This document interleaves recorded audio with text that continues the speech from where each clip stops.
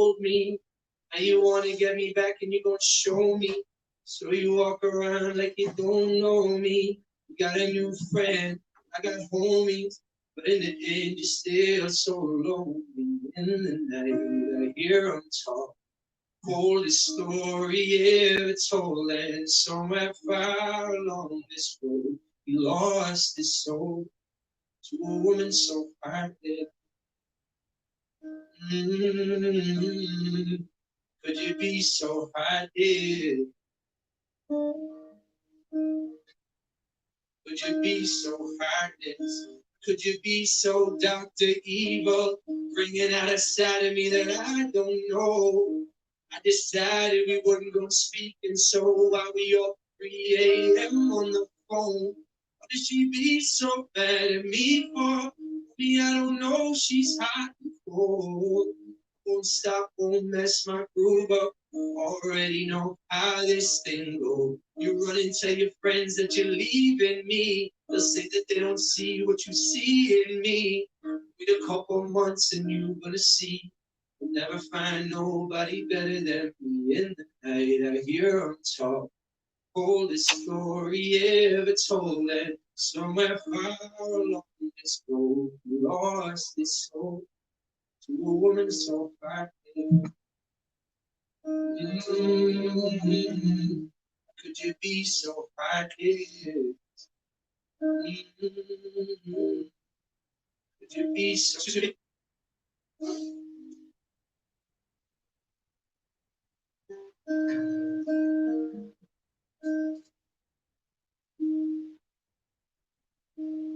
In the night I hear him talk, oldest story ever told, and somewhere far along this road, lost his soul to a woman so heartless. Could you be so heartless? Could you be so heartless? Could you be so cold? As the window wind when it breathes you. Just remember that you talking to me, oh. Need to watch the way you're talking to me, oh. I mean, after all the things that we've been through, mean, after all the things we got into. No, I know of some things that you ain't told me. Well, I did some things, but that's the old me. Now you wanna get me back and you gonna show me. So you walk around like you don't know me. You gotta know like I'm homies, but in the end you're still so lonely. Oldest story ever told, and somewhere far along this road, you lost this soul to a woman so heartless. Could you be so heartless? Could you be so heartless? Could you be so Dr. Evil, bringing out a side of me that I don't know? I decided we wouldn't go speak, and so while we up 3 a.m. on the phone, did she be so bad at me for? Me, I don't know, she's hot and cold. I won't stop, won't mess my groove up. Already know how this thing goes. You run and tell your friends that you're leaving me. They'll say that they don't see what you see in me. Wait a couple months and you're gonna see. Never find nobody better than me. In the night I hear them talk, oldest story ever told, and somewhere far along this road, lost his soul to a woman so heartless. Could you be so heartless? Could you be so heartless? Talking, talking, talking, talk. Baby, let's just knock it off. They don't know what we've been through. They don't know about me and you. I got something new to see. You just don't keep hating me. We just don't be enemies. I know you can't believe I could just leave it all. So I'm gonna make take off tonight into the night. I hear them talk, all this story ever told. Somewhere far along this road, we lost the soul to one so heartless. Would you be so heartless? Would you be so heartless?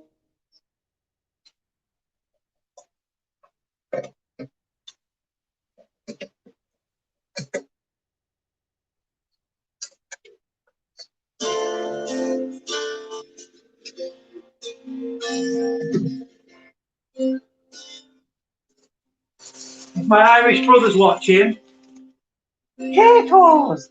Are you even Irish? If you don't have potatoes. And I just broke down, spinning myself in the shadow. Now here alone, trying to get on. Take you out long as you already. No one stopping. So I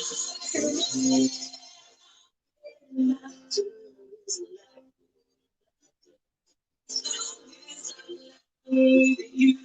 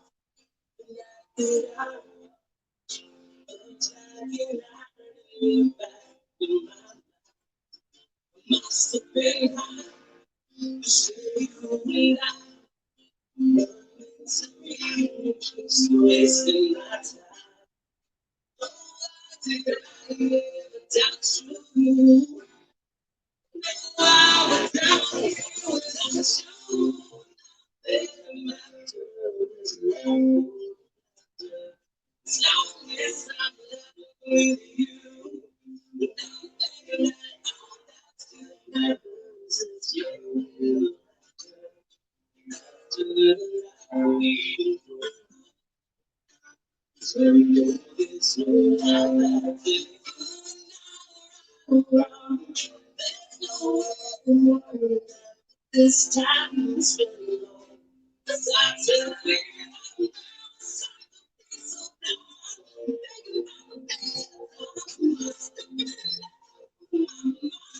so what I'm about to tell you all that night is laughter that you gotta know what I do.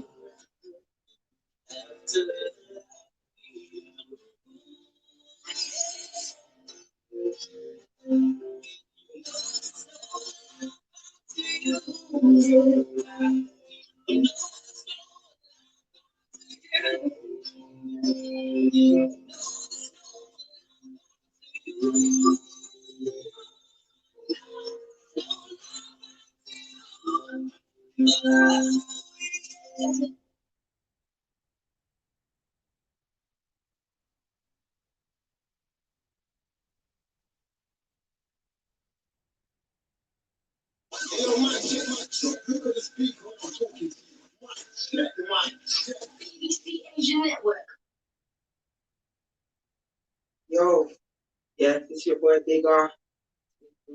The guitar. And this track is called Run Take a Miracle.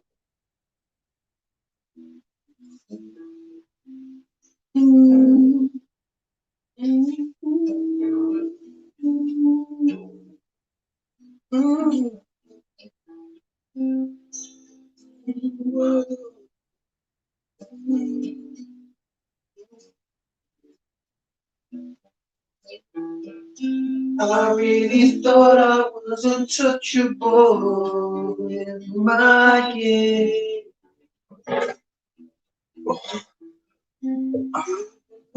Sorry guys, I just did this face wash shit. That's why I'm absolutely dripping.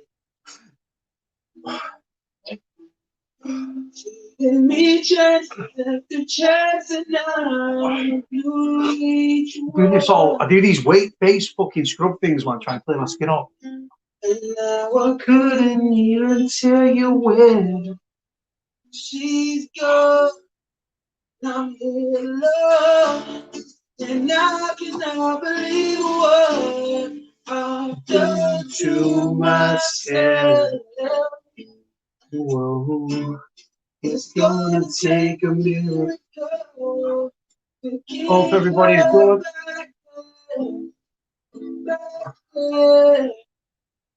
I don't know Why I keep on doing this? Am I blind? can I see that I'm just Ruining my life. and now that she's gone, I know I don't want no one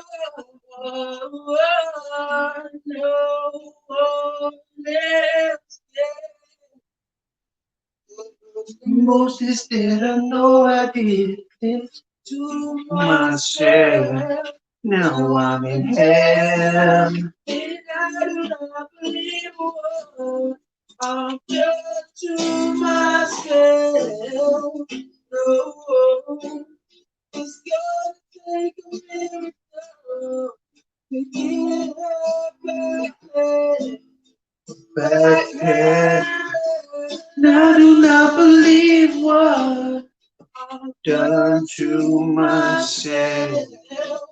No, It's gonna take a miracle to get her back here, back here. What goes around? What goes around goes around.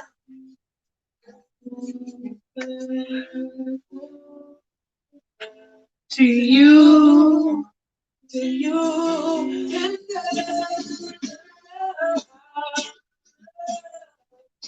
God to myself. No, it's gonna take a miracle to get her back there, back there.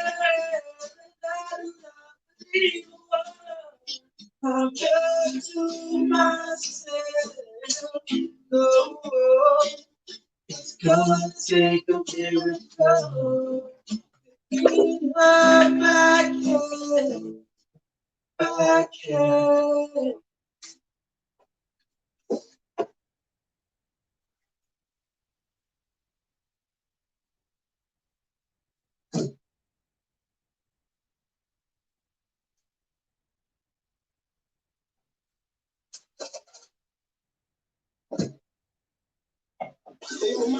look at the speaker and talk to you.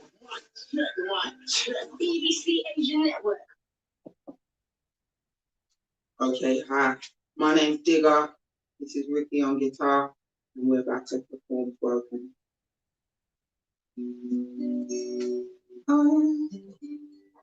No, no, no. Whoa, whoa. You're the perfect love. I swear it's fun. Until I had your love, my world was cold. I was most men do, and I messed it up. But when I got you back, my world was whole away. Then I let it go. Thought I like to set in stone, but it wasn't.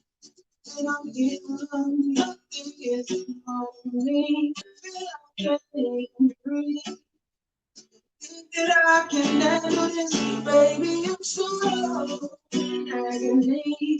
Look at the state of me, that me.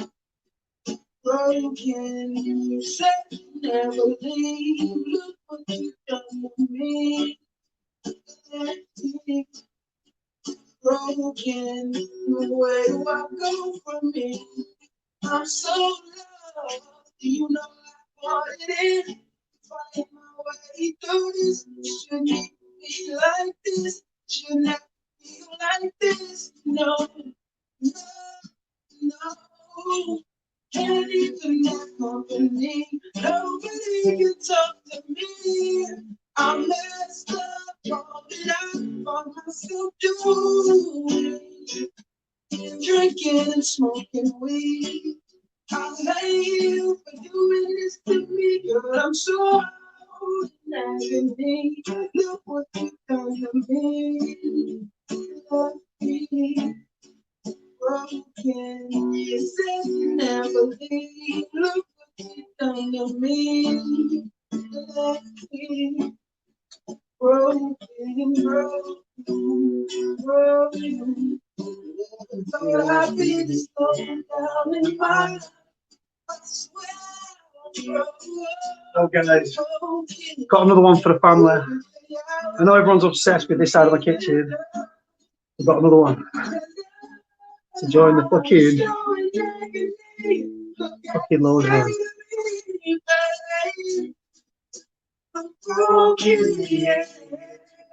Look what you've done to me.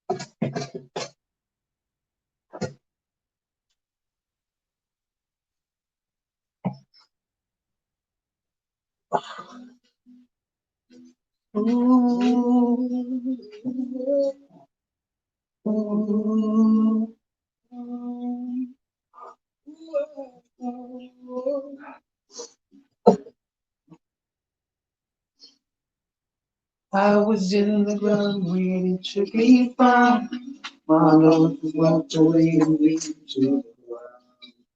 Tried to find my way, there's no way out. But when we go to me, you take my pain away, you made it worth the wait. I prayed that I would have you in my life always. When my hope is gone, you made me keep the faith. I guess what I'm trying to say, baby, you got me falling in control of being love. I felt this way down my heart and my soul, but baby, that just isn't enough. Hey, I wanna give you my name, my name. Oh, I wanna give you my name, my name, my name. Oh, I wanna give you my everything, you know that I've chosen. Fucking change colour this. Looks a bit funky, man. I'm there for you. You've been there for me. But wherever I'm without you, girl, I find it hard to believe. You made my pain away and made it worth the wait. I was broken, but you came along and helped me. Now with my hope restored, now I need a bit. Baby, what I'm trying to say, baby, you got me falling in control of me in love. Never felt this way. You got me. Oh my god, strangling cat, strangling cat, strangling cats. Oh. Right, there's the link if anyone wants to jump in. Let's just do it. I'll continue playing music until someone clicks the link.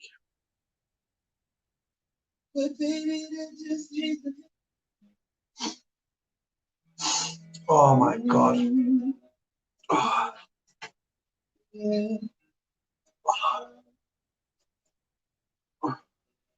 Oh, hey, you. Why you keep on calling me? I already told you. You know I got a girl. Oh my god, that tastes fucking rank. I poured it last night, but out of respect of now being a Muslim, I didn't want to drink. And it's like the fucking lemon and all that's fermented into the drink. Oh.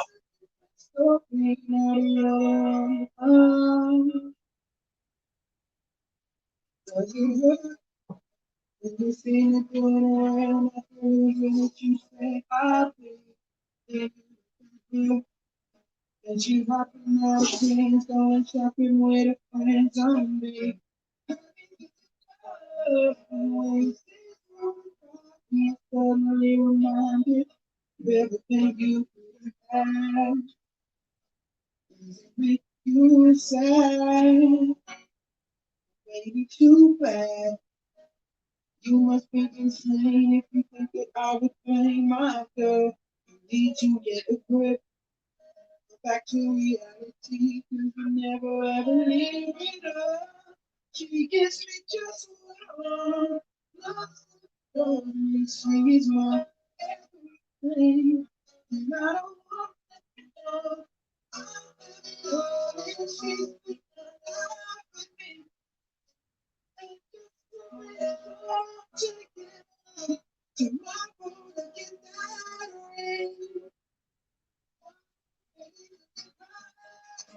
You see me doing well, not believing what you say I feel. And you look at she hopping out of jeans, going shopping with her friends on me. You suddenly reminded everything you could have had. You say it's too bad, but you knew it. You already had your chance with me, but you knew it. Who's jumping on, man? Someone jump on. When you see me doing well, then you look at her, and she's hopping out of bands, going shopping with her friends on me.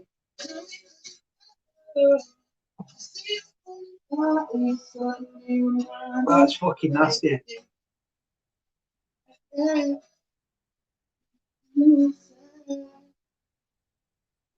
Too bad. Who's coming on? Who is coming on? Who is coming on? You're welcome to the Monster Energy stage. Midas Yahoo in the Big Lounge.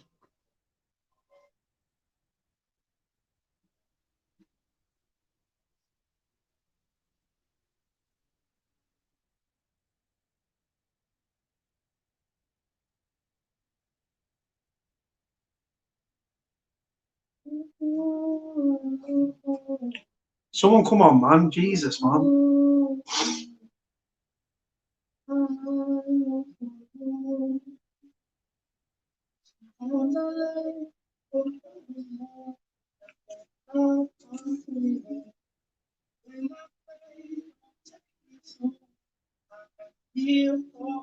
Favorite live ever last night. My favorite live ever.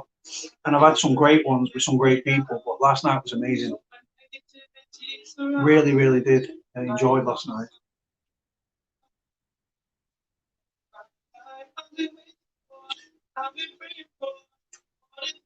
Someone just jump on, man. You don't have to chat about anything in particular. We can talk about whatever you want to talk about.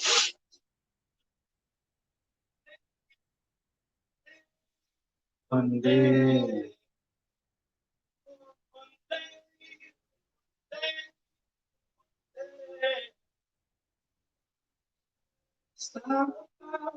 We all lose. We all lose when they feed up souls of the innocent. Blood drenched pavement. Keep on moving, don't wanna stay raging. Oh, that is nasty. Do you know what? My beard's coming along though. The beard is actually coming along.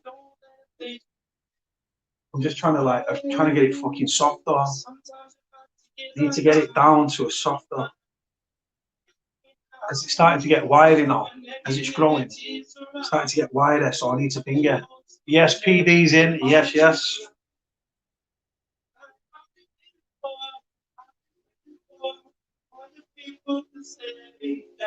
This one's for my Irish brother, PD.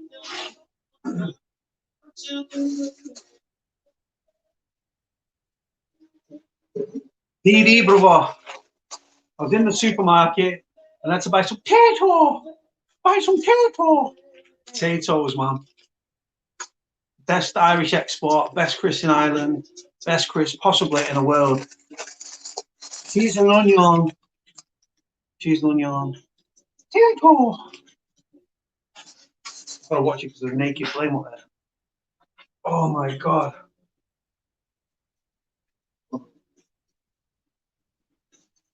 What's this?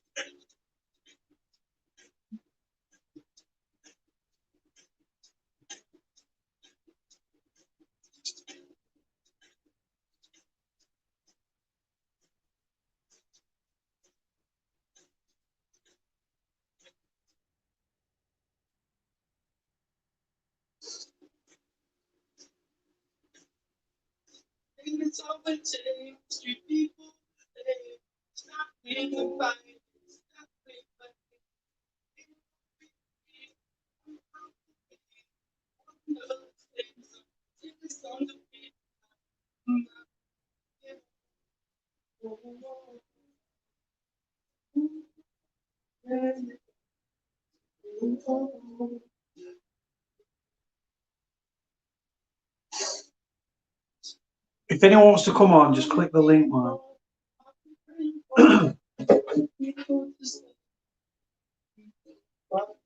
This is like fermented from yesterday, man.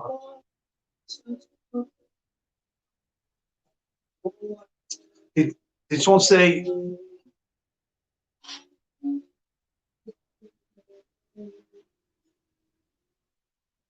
got to jump on, brother. Click the link.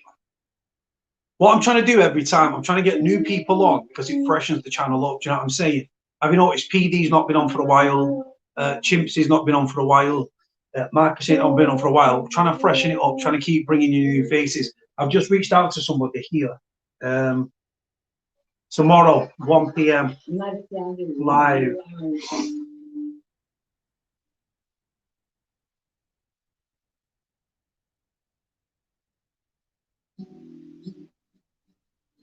Right, so we've got a live booked in for tomorrow. Hello, it's good to be back. It's good to be back. Hello, I think I recognize your face.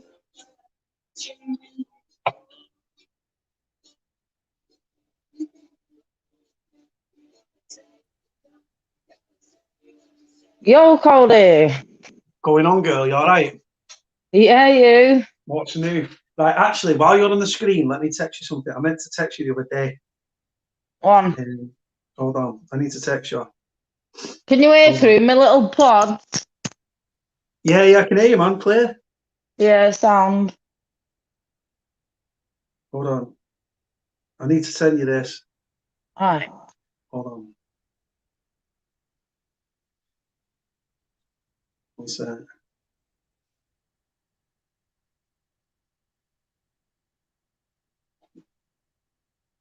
One sec.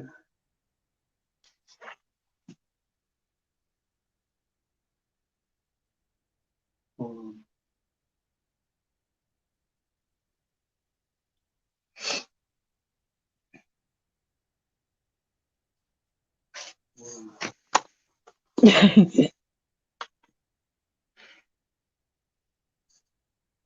One second, everyone.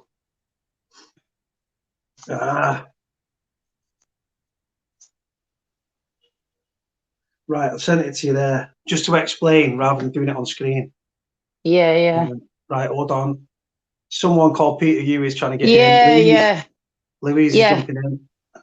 Hello. Yeah. Louise is in. Hello, Louise. Yeah, it's cool, Cody. I got on that. Yeah. I didn't hear it myself. Someone told me and said that. It's and then people I rang shit you. stirring. Yeah, Pardon? yeah. Well, I didn't tell anyone that you rang me though. Yeah. But I'm just explaining. You know that. I'm just explaining to you because that person started on me, and I was like, came on my channel. I was perfectly polite and courteous to him and his missus, right? Yeah. And it just became this big fucking thing, and I was like, why are you bringing my fucking name into shit? And then, mate, it's just he came on the channel. I spoke to him perfectly polite and courteously, and thought it was a nice lad. And then obviously on the back of that, I started thinking he was a bit of an arsehole. But yeah, one of them. Anyway, Lou, how are you doing? How are you, Sezz? Well, Yeah, I'm all right. All right. Apart from that's what I mean. The fucking amount of hate in the last few days. It's been crazy, man. have they been getting on you though? Too right. Every video, I swear to God, they're that pathetic. Every video, it's like one dislike the minute I upload it. Yeah. They're sad as fuck, mate. Yeah, 100%, man. Where's As Lou? if Lou's I, like down. Lou, what are you doing in bed? Oh, my bloody legs are killing me today. It's not like Lou's an insomniac. Lou sleeps standing up. another insomniac. Oh, Yeah, but I did a load I think Louise takes the trophy for fucking insomnia. I've spoken to My Louise. eyes aren't as black as they were. Of all the people that have ever been on this channel, I've actually known Louise the longest. I've really known Louise the longest, isn't it, Louise? Yeah, over 3 years. Over 3 years, man. years. I go back years with Louise. It's right. Hold on. Too much shopping at Bury Market yesterday. Oh, was you up in Berry? Yeah. Berry Market. Christmas shopping. Open on it with all this COVID shit. Everything's back open. Yeah, I need to go to the Travis Centre, but I don't fancy tackling that at the moment. Oh, apparently it's heaving. My mate works in a shop and she said you can't even fucking move. Yeah, I wanted to go to Debenhams before it shuts down because I want to get a pair of kickers for Jack. Is it shutting down? Hold on. I don't know who this guy is, but he's showing his face, so he's in. Who is Simon's in. Simon's there, Simon. I did say, all right. What's happening? Hello. Where you from, bro?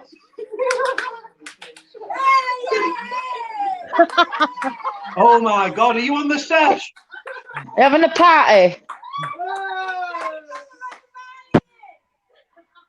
Si, what's going? Are you in the pub? Nah, you can tell he's at home. Yeah, but he's got his sesh going on. Yeah. Are we not invited? I'm telling you. Si, can you hear us? And he dropped off. He came, he saw. That was but I didn't hear him speak once. I heard clapping and not cheering. No. Yeah, I did, and that was it. Seemed like a nice lad. Well, he popped his face up before his feet, but I thought it was only Marcus that got on the session. PD. PD's been out since fucking midday. I was going to say, where's PD been? Oh my God. He rang me. And he was like, what's going on with you, big head? And I was like, oh, what are you drinking, you? And he'd been in the pub since 12 o'clock. He just got home now. Who's been giving you shit? Oh, let's not go. Just usual shit, Louise. Just YouTube. I don't entertain it, me. And I've just started blocking them all. Yeah, man. Honest to God, they're relentless. And the thing is with YouTube, what I'd like to see is you can only set up an account if you provide identification, and you can only get an account. Oh, there's so many fakes. It's like I clocked onto some the other day. Yeah. Oh, they commented. They set up the account 14 minutes ago, half an hour ago. You know, the same fucking bullshit. And it's just like, get a fucking life, man. If you've got the time to do that, I swear to God. And then you're dissing me. Yeah, man. Has anybody heard of Sean? No, I've not heard from him. I believe Laura is out of prison, but I've not spoken to her personally. I believe so. I believe she got tagged. She was supposed to get tagged on the 5th of December, which was Saturday. But obviously, all right, for some. So hold on, tag. No, it'll be Monday. Kieran's license finished on Friday, but can you not put a bail app in now? That's what they're on about. But I don't know if there's any point. The charge is a heavy charge, but again, there's no evidence. And like I said, No, do you know what they've got? Do you know what they've gone and done? They've gone and fucking put him up on the highest charge they could. Hold on. Someone's asking. I think someone's asking what your channel is. Shout it, man. Marshall, I do like Marshall. No. I think he's asking. No, I think this kid is asking about your channel. All right. So what's her channel? So I'm assuming it's you. Unless Louise has got one doing raps on the side. I fucking wish. There's Bowl Shady. But let me take the comment off the screen and you'll see Sezz Bow's name. There you go. That's Sezz Bow's channel. Below a name. Well, below a name, below a picture. Where's your lesbian friend that's attracted to door frames? She hates me for that, Cody. That was actually hilarious. That was actually She was so embarrassed. I swear to God. She fucking was. She was just like, so she just come round to just like drop me some off her and fucking, she was just like, what the fuck? Yeah, man. Hold on, someone else is trying to jump on. Now, this person's, it's got troll written all over it. Turn your camera on, Peter, you hear? Pete, turn your camera on and you can dive on, no problem at all, brother. But like I said, troll alert. You can tell who a troll is. Louise, yeah, because he won't show yourself, no picture. You don't pop up with no picture. It's dodgy. As soon as you turn the camera, if someone reaches out to me and says, look, I'm a troll. I'm a troll, look. Yeah, man. That's what they do. That's exactly what they do. So who's found out about Laura coming out on Monday? What's that, Lou? Who's found out about Laura coming out on Monday? Someone told me, someone reached out to me. Nothing to do with YouTube. Right. Nothing to do with YouTube. Just a lady that I know reached out to me and just said, by the way, Laura is getting tagged. That's all right then. Sezz Bow's laying down a beat. Nah, yeah, I'm trying to see if I can sort this device out. I am. I've got a Bluetooth speaker and I'm trying to say it up now. It's loud though. Yeah. What's up with it? What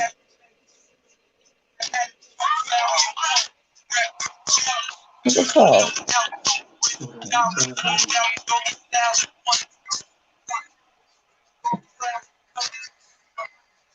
What are you listening to, Sezz Bow?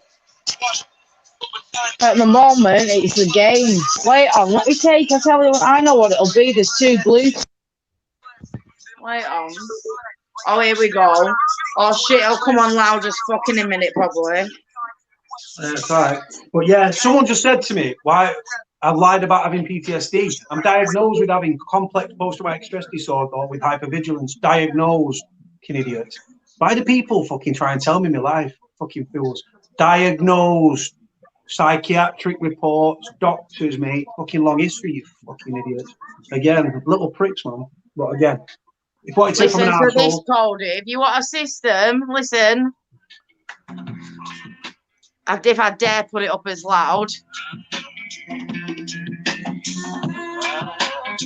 don't know, that was good. Buzzing that, innit? that's why she's got. That's why they're trying to evict her.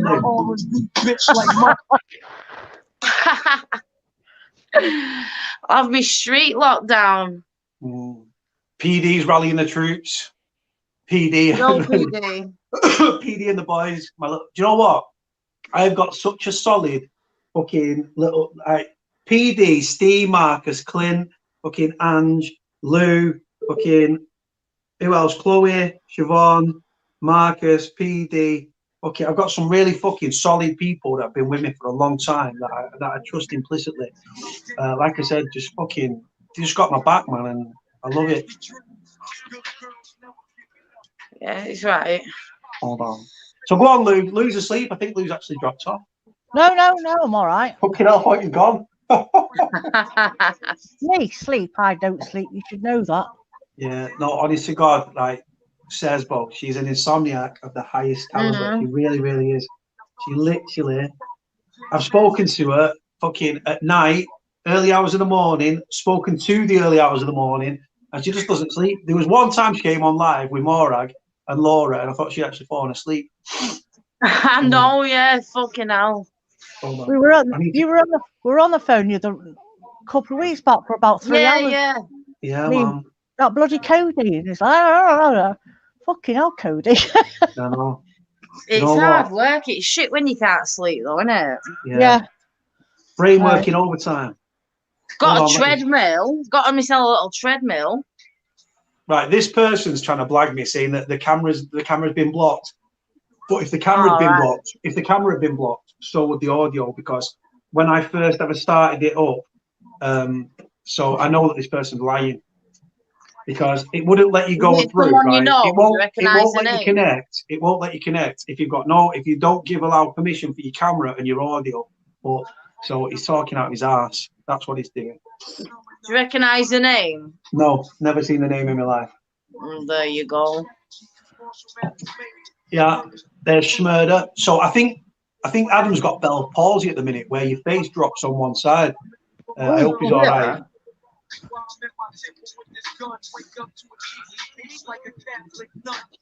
Hold on. So go on, Lucy. You've been out today? No, yesterday it was, but yesterday I was bloody fuming in the week because I got another bloody letter off that Sezz from Forest Bank. I get on with Sezz. He's a Spanish screw. He's a Spanish screw. He can't give me a fucking straight answer. That's what annoys me. What's he ever got you about? No, it's not having a go at my ball. It's just that Mark, my son, should have had his Cat D in January this year. Yeah. Still hasn't got it. I know them jails are like. Yeah, but I wrote to him twice. Mark's fuming because he they don't listen. Should have been home for Christmas Day. Especially with Corona, though. You think you'd want them out?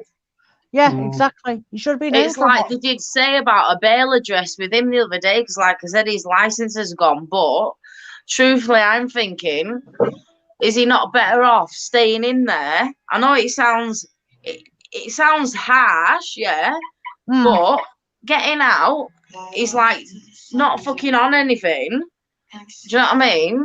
If he got out and fucked up, and he's definitely gonna have to go back. Is he not better off just staying in there and getting it fucking over and done with? Now, do you know what, though? I've never met Louise's son, Mark, but the thing is, the guy is the head listener in the prison. Right? He's a model prisoner, and he should have had his Cat D. They can't even blame Corona. Load of bollocks. They can't even blame Corona. No. Sorry, I got mixed up then. No, I meant about my fella. All right, yeah, you're talking about your fella. Yeah, I didn't realise she was on about him. No, sorry. Yeah, it's a fucking nightmare. It's a bleeding nightmare. Yeah, if he's been a model prisoner and all that, then I don't understand that shit. Sometimes the system's a fucking mess, innit? Do you about the in Preston, the guy that got exposed taking the drugs and that in for that gang? One of the healthcare staff. Don't surprise me. Did you see the guy last night that came live? Eh? Did you watch last night's live? I've seen some of it before. Last night I actually fucking had a bit of a sleep. Well, I went to mum and dad's and then ended up I fucking got some valleys because I thought I need to sleep, man. No, last night was probably the most. I found it interesting. This guy, I'll have a watch. Guy. Yeah. He from Huddersfield, and he was a screw at Wheelston, and then he went on detachment down to Berwyn, and then when he left the service, he offered him strange ways, and he's just a very nice, very educated guy. Was a teacher, wanted to join the police, was rejected for the police for whatever reason, and then he went for a prison officer, and he was only in the job 9-10 months, but really, really interesting guy, really nice guy, and chemistry went really well on the screen, so it just ebbed and flowed. Yeah. And then Paul jumped on fighting trolls because he'd served time in Berwyn, so they had a little interaction. Oh, you know him, yeah. Yeah, no, he doesn't know him. He didn't know him. He didn't. The officer was only in the job. I think he was there from November last year until February this year, and then he left. He was only in the job 9-10 months, but wasn't for him. Yeah. I was going to say, I must be mad if you see a screw on out that you know what I mean. Yeah, Louise, one for you here. What's that? Louise doing OnlyFans. Call me. I wish. No, but I was on about that. You can make money off OnlyFans doing fucking normal shit, man. You don't have to flash. You don't have to flash. Louise, look what Steve just said about Luca that came out with that comment. Oh. Getting himself off to our Louise. Your top's down low. They'll be looking on the pervy cameras, mate. Oh, well. At my age, the bloody sag all over the place. I don't know. Have the lovely ladies been to Manchester? Yeah, I'm a Manchester girl. I just want brought up there. I live not far from Manchester. I'm adopted, so I would have been a man. Yeah. Not far from Manchester. Luca, you into all the women.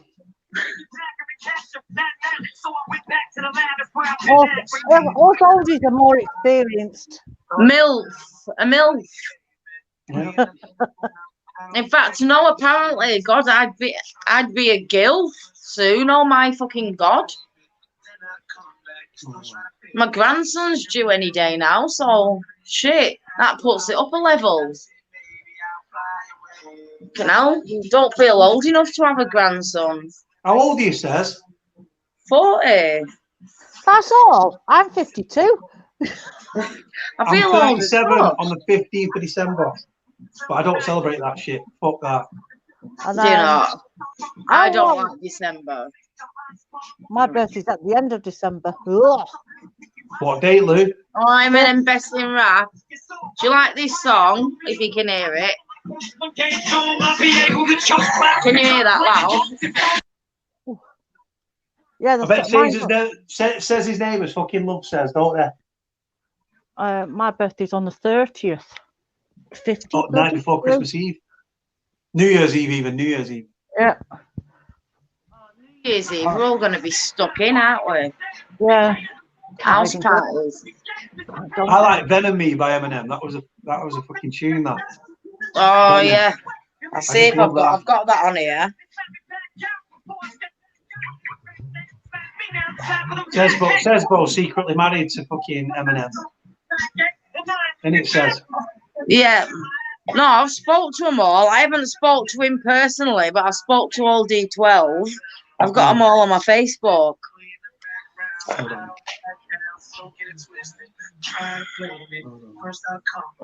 me have a look.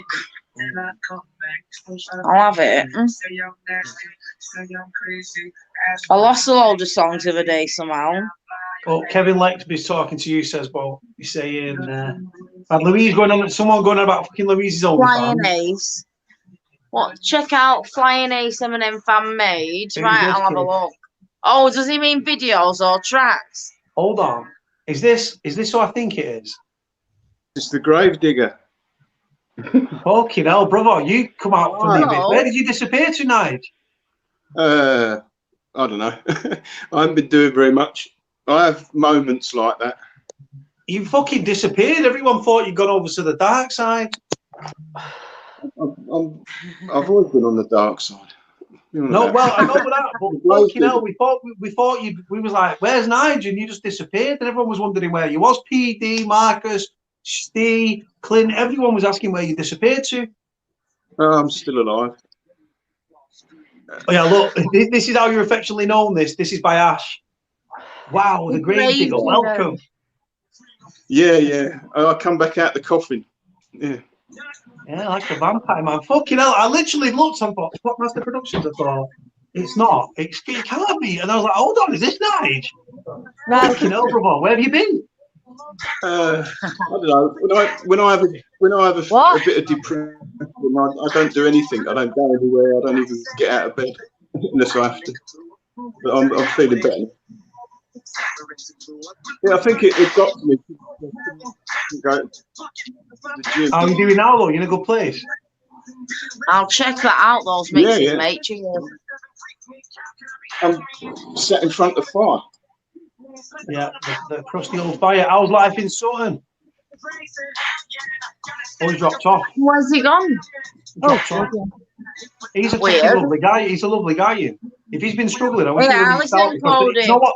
We all like him. What's that? Nice is back.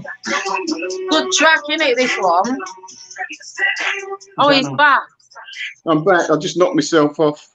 Yeah. All right. Yeah, Nige. Marcus at the bottom. Where have you been, Nige, mate? Nowhere. Fucking Nige, you should have reached out. If you was going through some shit, you should have reached out, man. We would have been there for you 100%. Yeah, we're all here to talk. What, Macy? Where? Oh, I do better talking like this than I do on just text. Yeah, man. He's fucking. Do you know what? I literally sat there and I was like, hang on. I was like, squat master. I was like, hold on. This is bodybuilder grave. Do you know what? The bodybuilding completely left my mind. It's just grave digger knives. That's how you know now. The grave digger. That's how you're effectively know. I know, yeah, fucking hell. It sounds worse than what it is, though. It sounds like you've done something different. Do you know what I mean? No, it does, truthfully. I prefer being known as the ex-grave digger. Yeah, man. Do you know what, though? Some fucking stories there. Do you know what? That was a fascinating live, that. Absolutely fascinating. Really interesting. I think Louise was even on the screen when Nige was on that night. I was, yeah. I was looking at how many views that got a lot of views, didn't it? Over 3,000. You got views? Let's have a look. 3,300, isn't it? Yeah, hold on. Let's have a look. People were fascinated, Nige, by the job. Yeah, 4 weeks ago, 5 hours and 35 minutes, right? And look who's there at the top. Fucking Sezz. Look, Sezz. No way. Sezz there. Yeah, it's got 3,300 views. That was 4 weeks ago, that. Oh, yeah, I remember that. Nige there in his robe. Look, no, he's not got a robe, but he's got a t-shirt on by the fire. Yeah. Look, everyone's there. Nige by the fire in the top right. Louise, PD, Chimpy, and Louise. Fucking hell. Do you know what? I can't believe that was a month ago. But Nige, if he was going through some shit, you should have reached out to us, man, on the phone. Any of them would have spoke to you. You liked, man, by the boys and the girls. I've been like that for years. I'll just get over it. You know. How are the dogs doing? How are the? Is it 5 of them, 6 of them you've got? 4. Four Thai Ridgebacks. I remember. Nigel, ex-bodybuilder, moved from. Can't remember where you moved from, but you moved to Sutton. I moved from Wellingborough. Wellingborough, that's it. Northamptonshire. And then before that, I lived in Essex and London. That's where I'm from. You've been all over the place. Previously used to be a travelling idol in another life. Nah. But I've only been in this little shitty town. That's it. How long have you been there? Since I was a kid. Oh, no, I couldn't do that. I couldn't stay in one place our whole life. No, I had kids young in that, so I've had to, really. Do you know what I mean? What age did you have kids then? Oh, God, let me think. The first one was 17, 9, and 20. Not too young. Yeah, no, I have to. And now I'm about to be a grandmother. So, I can't wait for that, though. No, I don't like my life planned out, really. I like to not know where I'm going to be. Lancaster Mafia. Fucking hell. Yeah, but Nige, I'm a bit like you. I've settled in money. I love Manchester with all my heart, but I'm impulsive. I'm just one of them. Nothing's planned. I just go with the flow. I'm a Sagittarius, so it's in my nature just to impulsive. Like literally, I woke up and I'll be like that. I'm going here. I'm going there. I'm thinking for some reason I keep getting it in my head. I want to go to York. just have another nosy around York. I love York. I was going to go up to York and just do a live stream from York. I love the history there and the architecture and just it's go for a day out. Place, man. I walked through York. I've been to York. I walked through there and I managed to kick. You know, sometimes they have these people who have all trying to sell stuff on the side of the street, like they just sit up on the street. Yeah, yeah. And I wasn't watching where I was going, and I kicked all this stuff down the road. Fucking hell. He come running after me, like, wait. I just ignored it. Cody, you were in Whitby when I was on holiday up there. Oh, was you? Oh, I didn't know that, Lou. Yeah, I just so I went to Whitby. So for some reason, my nana was obsessed. She loved Whitby. I've got a picture of her on my fridge actually. It's not that one. This one. This one. So I know someone who can draw amazing pictures, you know. You know, if you've got a photograph, he can draw it absolutely spot on for you if you wanted. Who's this? One of my mates. He so annoys me. He gets paid a shitty little fucking wage and like he does funnily enough, he does gravestones and like you know, usually they need a gravestone press to do the scripturing and things. He does it all by hand, and the fucking talent on him. And I can't get him to set his own business up. He's got like ADHD and things like that, you know. So he just didn't think he's good enough, and he's fucking amazing. His talent is wasting it so much. There's really very few people can do that on gravestones. I only knew one bloke who used to come out and do it by hand. Banging tunes. Yeah. So, Lou, when you went to Whitby, right? What it was, the reason I wanted to go is because my granddad, he gave me some pictures that he printed out, and there's my nana. Yeah. There's a car park at the top where I parked in the summer, and he gave me this picture of my nana. He gave me a couple of that guy there at the bottom. Right, that's my Uncle Gordon, my granddad's brother. Yeah. He used to go around with a guy called John McVicker, who was around the craze and stuff like that. Literally, I've got newspaper. Well, I haven't got them. My granddad's got them.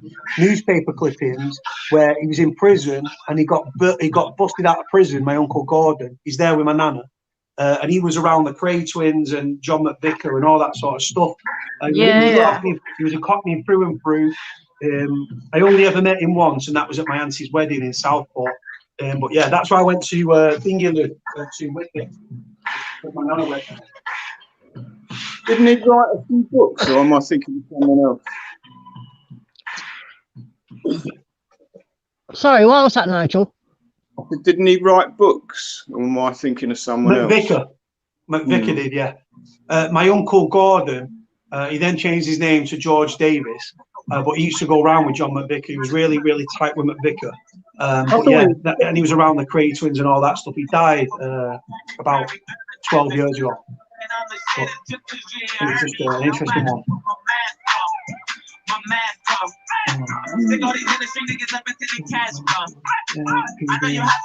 Hey, Nige, story with the big back. He pulled through after the op.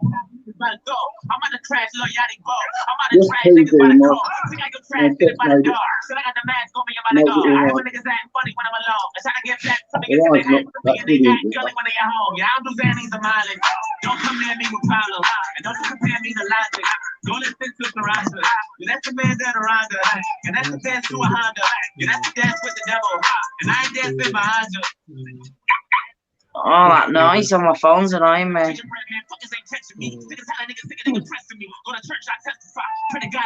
Yeah, PD's gonna jump on. PD's gonna jump on. He's been in the pub since fucking midday, so we don't know what. Oh, that'll be fun.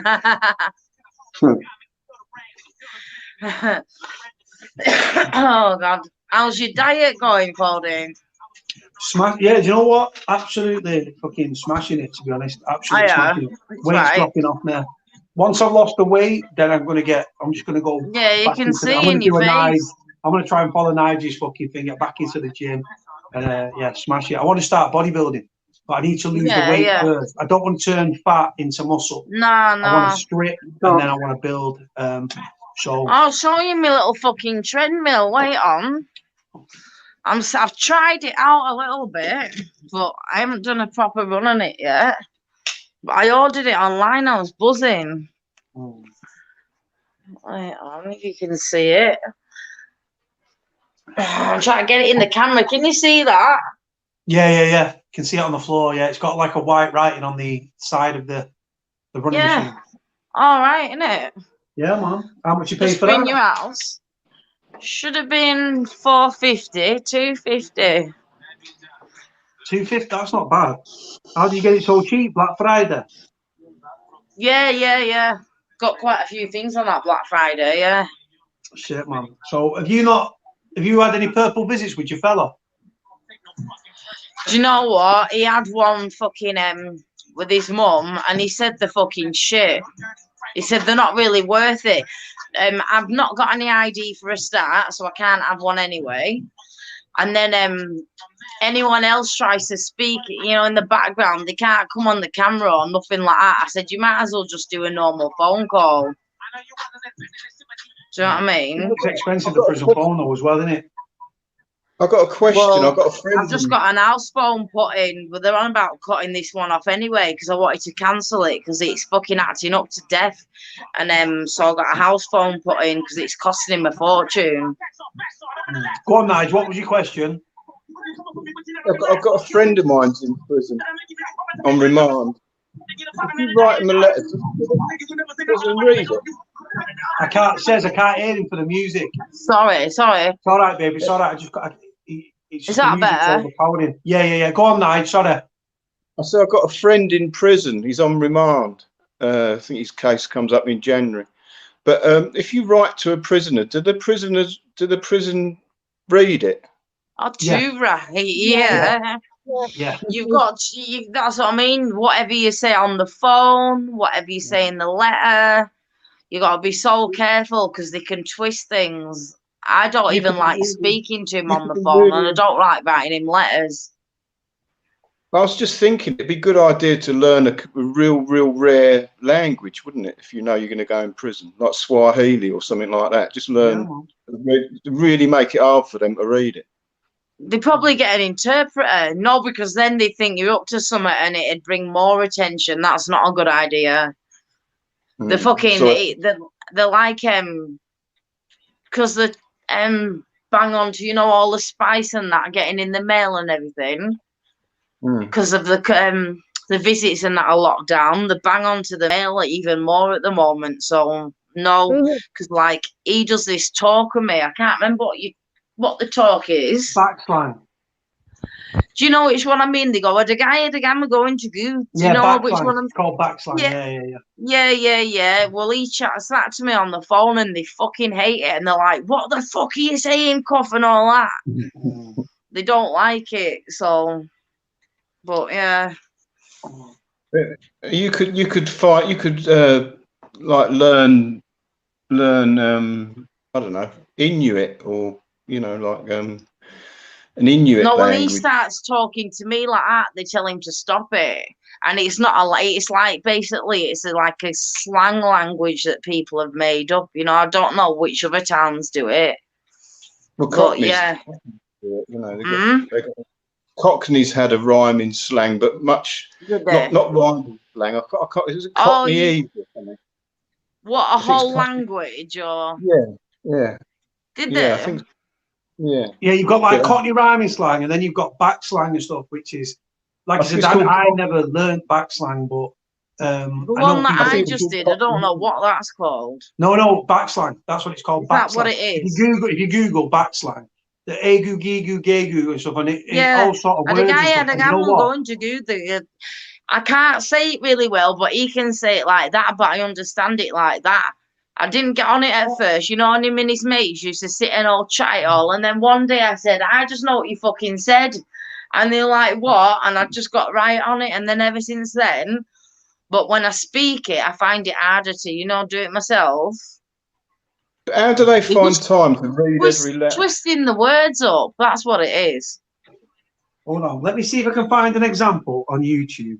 I'm sure it will be. I'm sure it will like, be. I am. It's like adagam.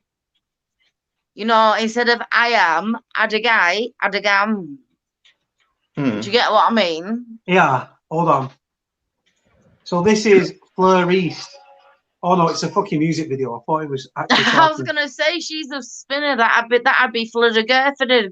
I can't even say East. That'd be. Hold on. Trying to find backslide. Even if you send birthday cards, it's not gonna. Like, so if you send birthday cards and things like that, or Christmas cards in, what they do is they read them, photocopy them, and give them the bloody. No, Lou, you're really even quiet, worse Lou. now. Can everyone hear Lou? I lose volumes down here. Can you guys hear it dead clear? I can't hear them. No, it's a bit muffled. Oh, can you hear me? I've turned that music right down as well. Is that what it was? Lou, if you hold your mic near your mouth, Lou, we'll be able to hear you clear up. Yeah, well, can you hear me now? Yeah, a little bit quiet still. Might be because you're lying down. How you're holding your phone. Yeah, probably. Yeah, what I was saying about is like Christmas cards and birthday cards. What they do now is photocopy them. Yeah. That's what he said. He said the pulse is getting fucking awful, especially, because it's Christmas. Because I can remember when I was in jail and fucking hell, my dad did it by mistake and he could have put anything in. And this is in like, when I was in low Newing, so that's like highest category. And I got CDs through.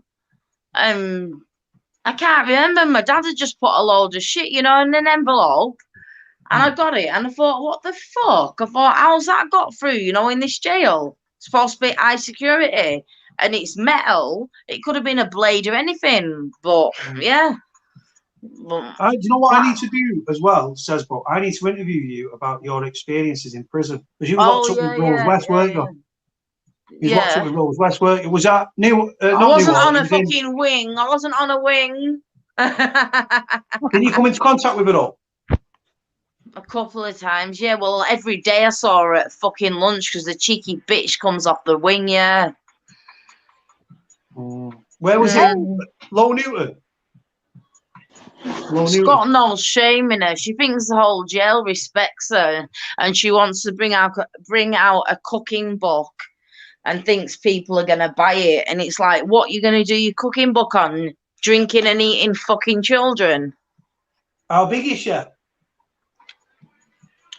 Well, I last saw her in 2011, so apparently since then she's got really ill and lost weight. She was fat then.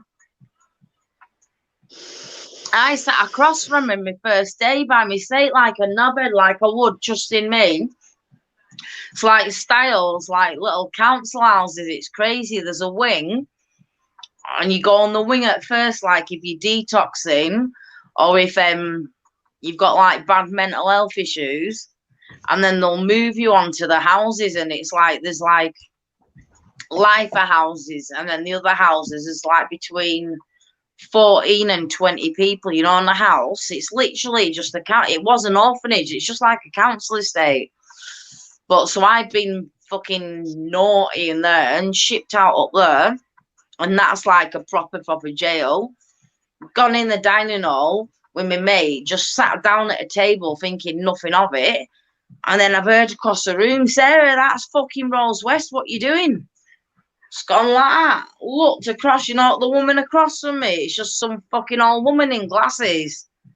I just looked at her, looked at my mate, and went, we just jibbed off the table, do you know what I mean? Someone, I think, Thingy asked there, Chloe, Rasflat says, I need to interview you. Thingy asked Chloe, how long did you serve, Sezz? Do you know what? Only 18-month sentence I got for that. What was it? The first charge it was. What was the charge? And then my second time was a fucking setup. Hey, what about this? What about this? We've got a new participant. Enter PD. Oh, Hello. Hey. evening. Alright. I know. What's the story of the dog, man?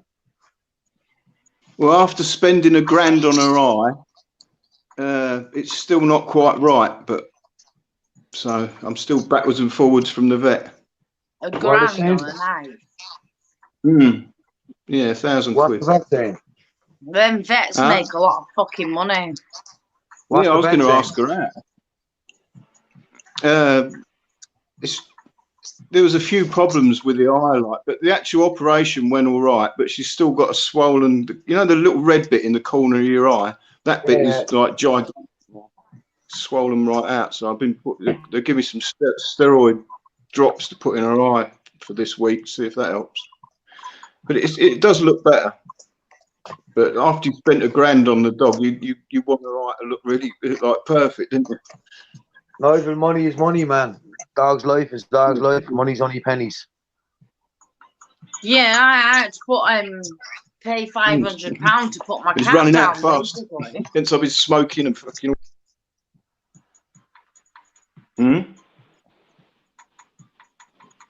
So but she is better. It does look better. Which one is it, Nige? Which dog? Just one of the. Well, she was one pup that I kept.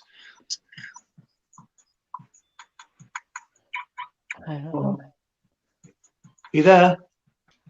Yep. Hold on. I think Nige is Nige there. Yeah, I'm here. Oh, you there, Nige? Yeah, sorry, brother. It was just like a bit like frozen for a second and stuff. But yeah. PD, what did you have to eat in the pub? You say you have a Sunday dinner? Yeah, roast beef, man.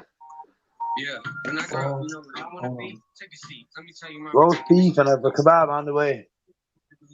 A roast beef and a kebab on the way home? Kebab on the way now. Kebab being delivered right now. You know. You know what though? Yo, PD, listen. Like, these are the best Christian Island, are they not? Potatoes! Which one are they? Which ones are they? What flavour? Cheese and I've onion. not had them before. No. Try the new turkey ham and stuffing ones, man. They're fucking banging. They only sell fucking salt and vinegar and cheese and onion over there. Yeah. I'll be back. Special Why are lad you from going? Wales Dropping is off? No, a special lad from Wales is going live. I'm going to have a look. All right. Okay. I'll be Please sing back. that as well. All right, let's go back to the thing you're seeing. Hold on, we'll do it like that. Yeah. So is he going live now? Yeah, man. Hold on.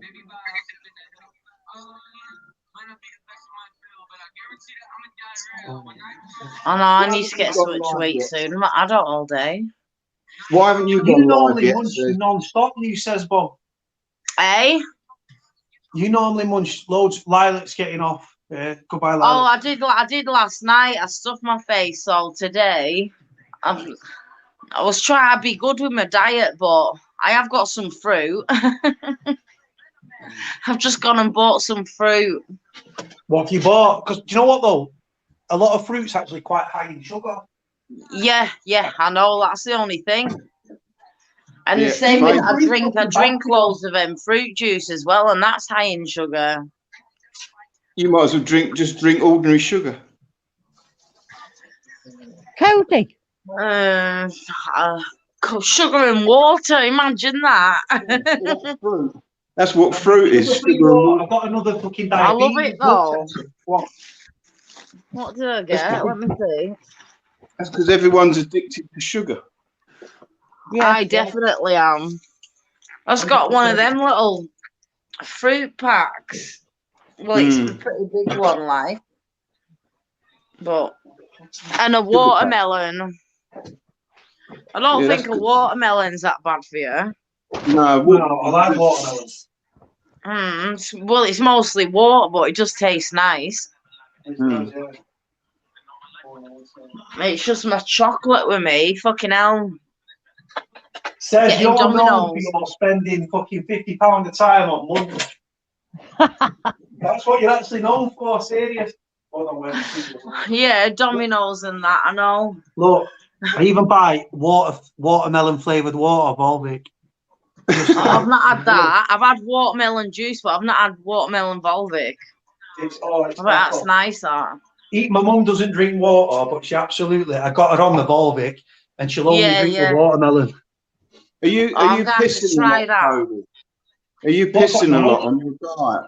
When you're on your diet, have you noticed you're going to the toilet a lot more, pissing a lot more? Yeah, 100%, 1,000%. If you're drinking more water as well, obviously you're gonna like. That's the thing, innit?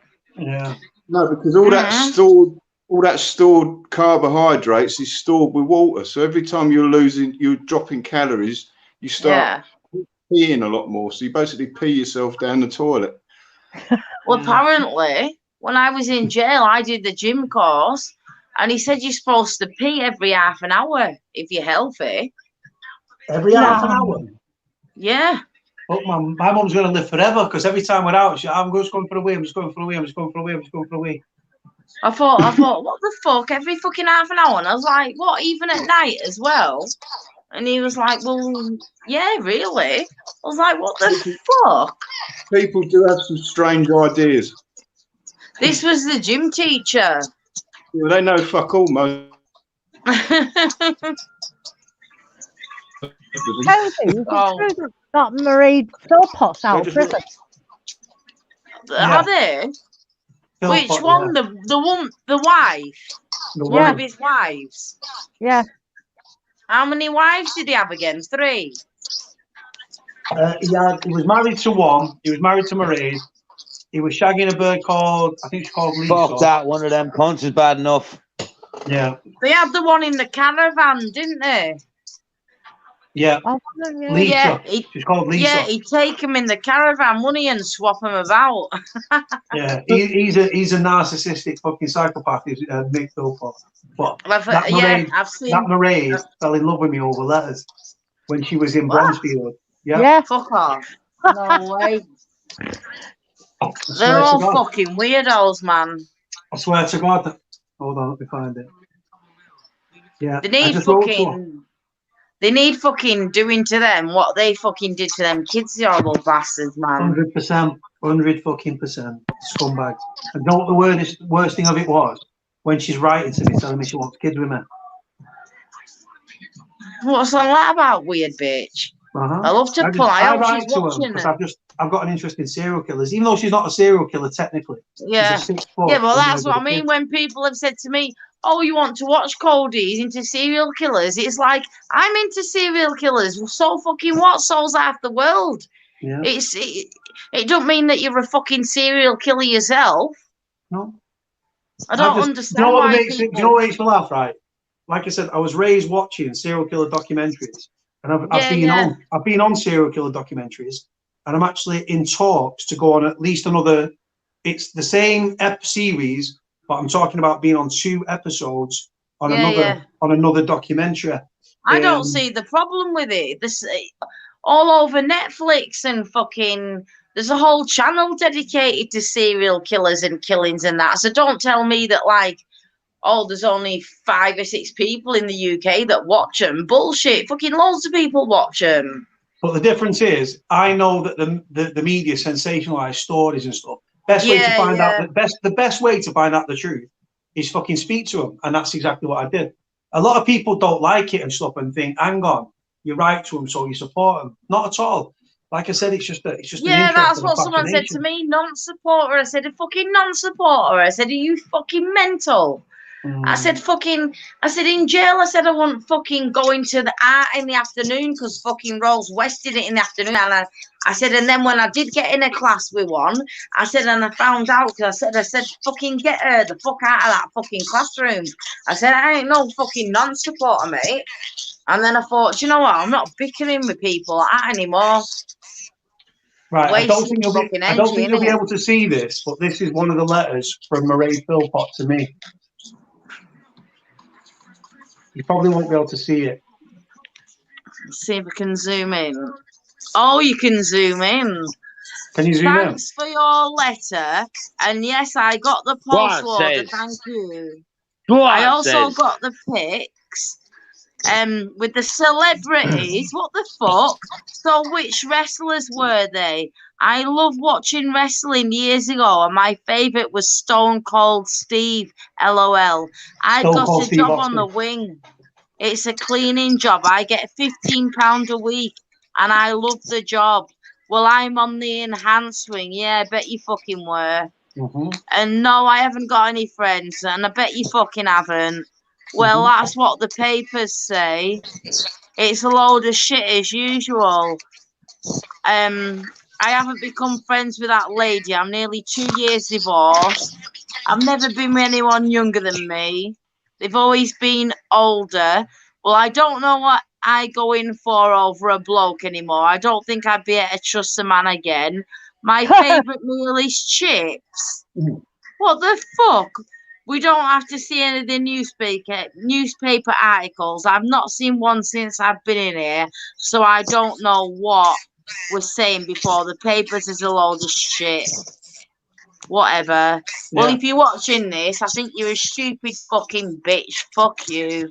Yeah, well, like you said to you, all it was I then got the letters, Sezz, and I just read them out on my channel, innit? I just read them out and stuff. And people are fit, though. Some people are into collecting stamps. Some people go to the gym. Some people smoke. Some people take drugs. Some people watch crime documentaries. I have been raised watching serial killer documentaries. I watched them from a young age. I continue to watch them. But my interest, because I know the media, because I know the papers, some fact check, some don't, So the best way to find out is speak to that person directly. So I write to them. Yeah, you're right there. I just want to give a shout out to somebody, right? This guy invited me into his house. This is Kaden, who's 19 years old, Huddersfield lad, born and raised. This is his dad, Charles. Fascinating character. No, this guy raised 3 children on his own because Caden's mum, God bless her, passed away when Kaden was very, very young. And this guy's had me in his house. He's an absolute gentleman. He took me to a place called Gravy's, which is a Caribbean restaurant, takeaway sort of thing, in Huddersfield with Kaden, Katie, and I was honoured to be around Charles. Really, really lovely, lovely, lovely man.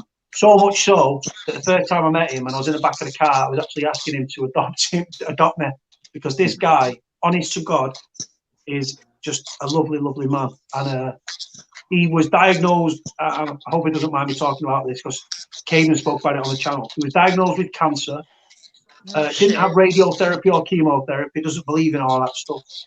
Off his own back, he bought things from across the world, natural products that are on the land, took them. I've heard that some of them work though. His cancer shrunk, and I think it's nearer to remission. But just no chemo, no radiotherapy, all natural the ingredients. Herbal things. Yeah, 100% herbal, natural ingredients. I've heard about that myself. Yeah. And the guy's still with us, and he's 60. Apparently, he's 60, but I'm not having it. I think he's 40. He's ripped up, right? He does this training thing. I can't remember what it's called. This like thingy wrench thing, and he rips his chest out. Nige, I don't know what it's called. It's like it's plastic. It's got resistance things in. But I know what you mean. Yeah, I've used them. Yeah. Like strands. They're like springs. Springs with 2 hands. Have they got the 2 bits on the end and you pull them like that? Resistant strips. Yeah. Well, this training thing that he's got, but like he says there, it shrunk naturally through what he through these things it was taking. They're called chest expanders, I think, or used to be. You can do them on your leg and everything as well, though. Well, he uses it literally. The one that he'd broken, I was literally trying to rip it, and I couldn't even rip it. And he was like, and he said that one's knackered, and I thought, oh my God. So the new one must have been the resistance and stuff. He's ripped up. Kaden's ripped up as well. And like I say, Caden's is it cerebral palsy? Yeah. I think it's cerebral palsy that he's got, I think. And do you know what though? Like Kaden says, if you take dis away from ability, from disability, you take the dis away, you're left with ability. This is a lad, Kaden, who's 19, who is so articulate. He literally is his father's son. Talking to Kaden is like talking to Charles.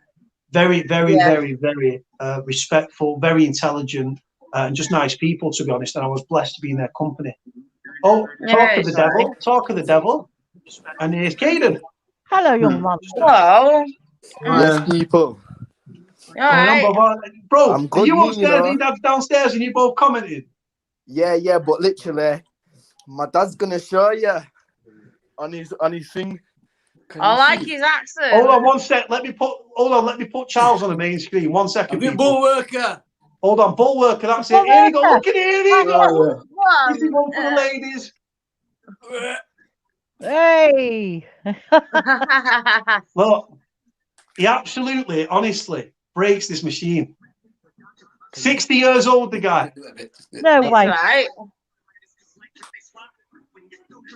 Go on, lad. Bull worker.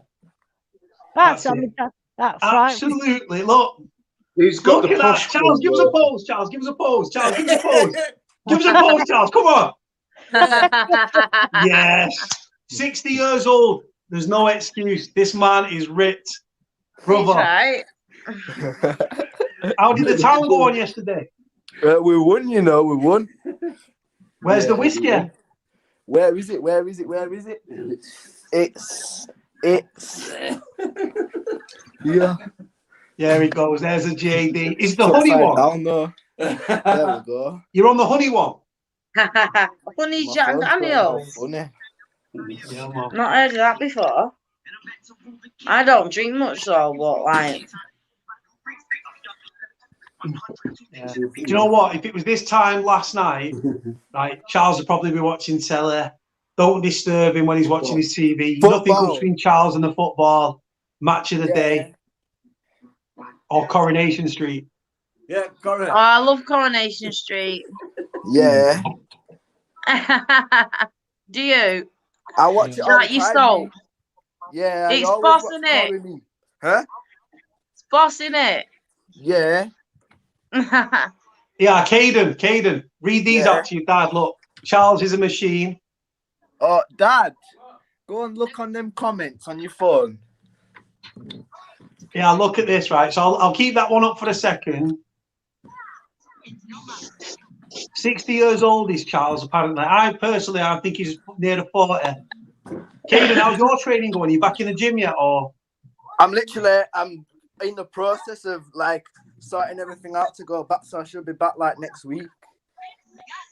Yeah, I just got myself a treadmill for the house, you know, so that I don't have to go to the gym and all that shit. Yeah, well, I've got an exercise bike, but yeah. Kaden's chest there bulging out of his fucking of his dressing gown. Take your dressing gown off. Nah, it's too cold, man. But yeah, so Charles, if Charles can see the comments, look, right. So there you've got Lee, who's part of the furniture, saying that he's a machine. Nicole Fuera, who's obviously in Washington State, America. She says he is not 60. ? Really?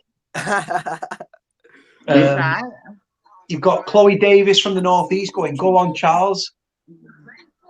Yeah. I seen her live yesterday, you know, it was sick. Yeah, man. It was a really good one, Matt. You blend really well on screen with him. He lives in Fartown, brother. Nah, he lives in Rawthorpe, innit? Yeah, literally. Oh, yeah, sorry. He was from Fartown, but he lives in Rawthorpe now. Yeah. It's very close to me, that. I've got an idea. I think I've seen his face before, you know. Well, I'll tell you what we'll do, Kaden. I'll tell you what, right?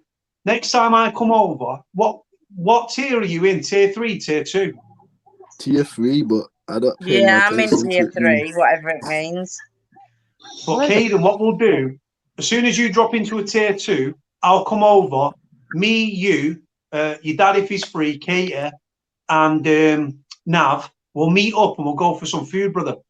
Yeah, definitely. Because that guy, he's proper like, you know, to say that he's been on the wrong side of the tracks, so to speak, in terms of the authority side of it. Yeah. It's like he sees it from our perspective, and I think that's why, you know, he's fallen out with the service and he don't want to be a part of it no more as well. Yeah, so he went for the police force, Kaden. He failed for whatever reason, and then he wanted to go. He became a prison officer, But he was a teacher, went for the police, failed for whatever reason, and that's when he went for the prison officer job. And do you know what? He's got a lot of empathy and stuff, and we need more officers. I'd love to see Nav as a governor in a prison, 1000%. Him being a governor, you know, like you want people like that, like people who are for the people at the top, which is what you don't have, and that's why the society faces the majority of the problems politically that they do today, because there's not enough people from the top supporting us lot. Do you get what I mean? So it's about us lot coming together now and saying we're not having it, we're making a stand, and this is what people like Live Free and them lot are all doing. Yeah, man. Yeah, so like I said, Landshark there says the ball worker. Nicole Pereira, Kaden, who's in America, Redmond in Washington State. She says hello, Kaden. Respect from Washington. He's got the possible worker as well, with a gauge on it. He's got like 7 of them, you know, like he's got loads of different ones. I've got an old one that has green handles on it. It's from the 70s, or maybe earlier. One with brown handle. He got loads of different ones anyway. He spent £400 on different poll workers. Charles in the chat as well, brother. There, Charles's comments on the screen. Yeah. In the same house, for Kaden and Charles.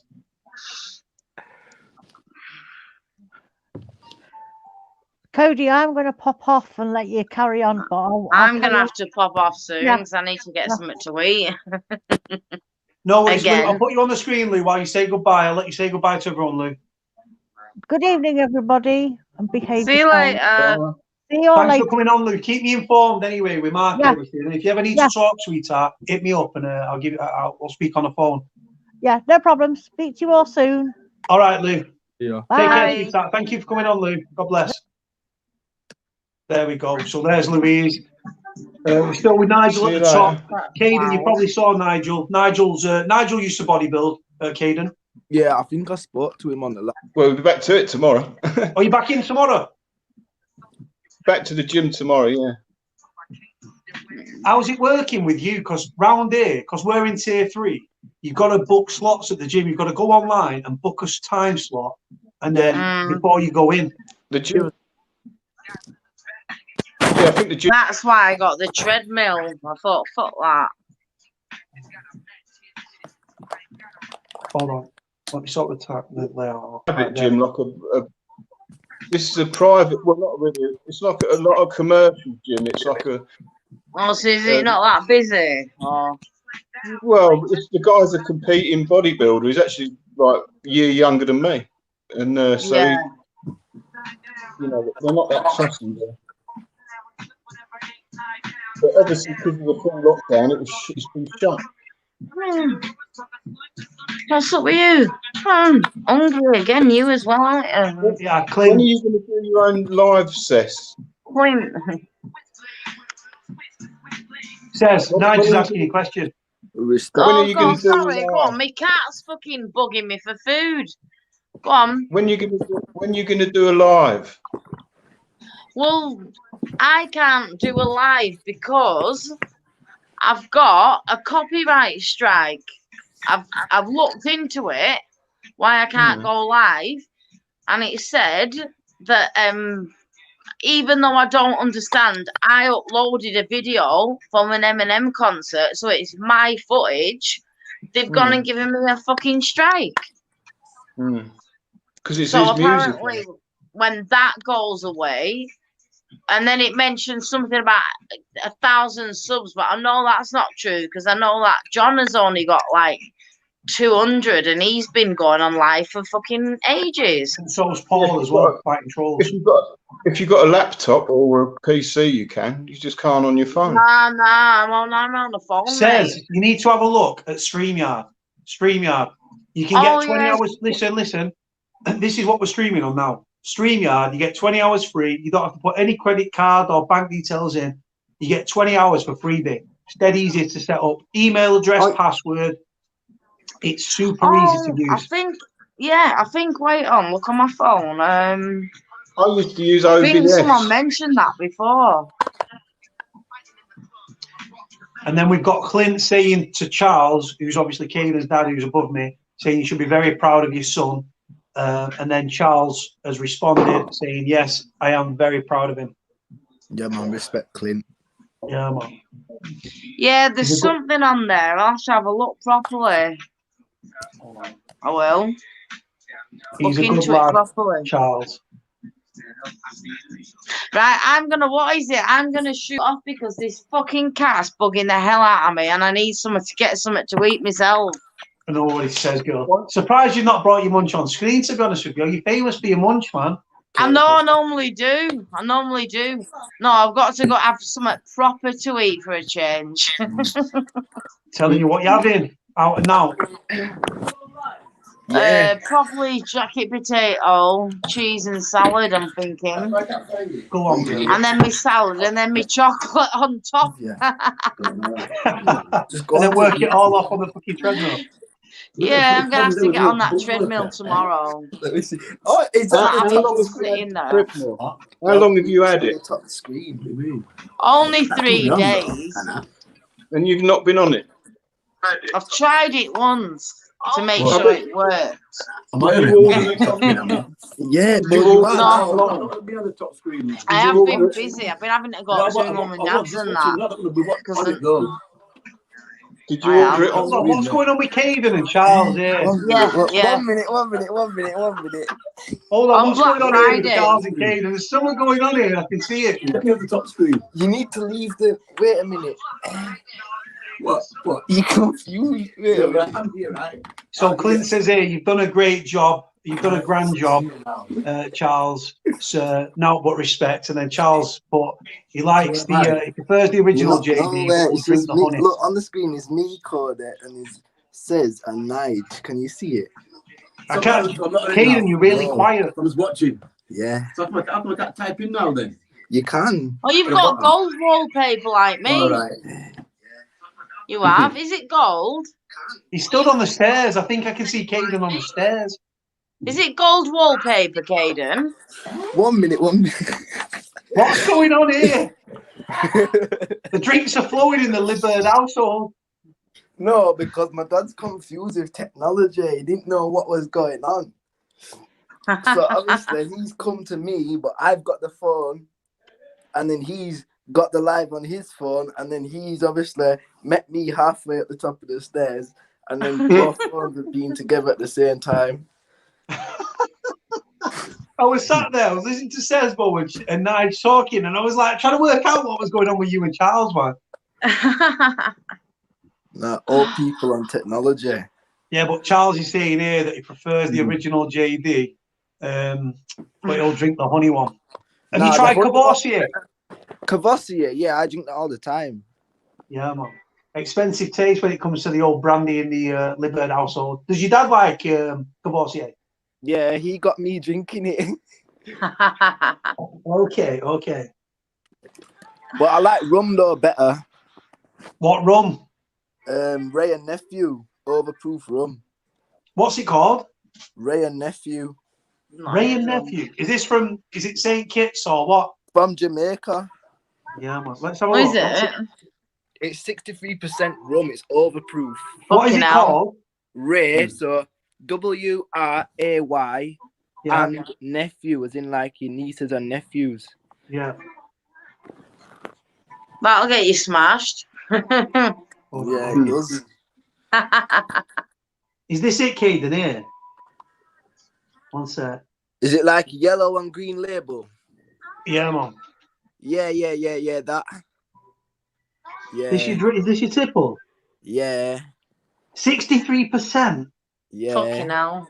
Undiluted Jamaican spirit. That'd have me on my fucking back, man, within what? Does your dad drink this rum or does he just drink the brandy? Yeah, we drink both. But more in the winter season, we'll drink the rum because obviously it clears you out more. It's stronger in it. It gives you that, warms you up. Yeah, when you link me, we'll have to go get some. Right, I'm defo jumping off now. Says Bo, someone just put here about the music thing, saying it's the music thing that you'll get a strike for. What You should be able to. You should be able to thingy though, Sezz. Well, if you look well, at, if it's from a concert that I've been to. Yeah, but it's true. his. Do you know what I mean? And I filmed it. They've let most of them are all up. Yeah. And then I got a channel shut down. They nicked all my videos. And like one of my M&M ones, I was at front row at 2017 at M&M and front row 2018 with 50 Cent.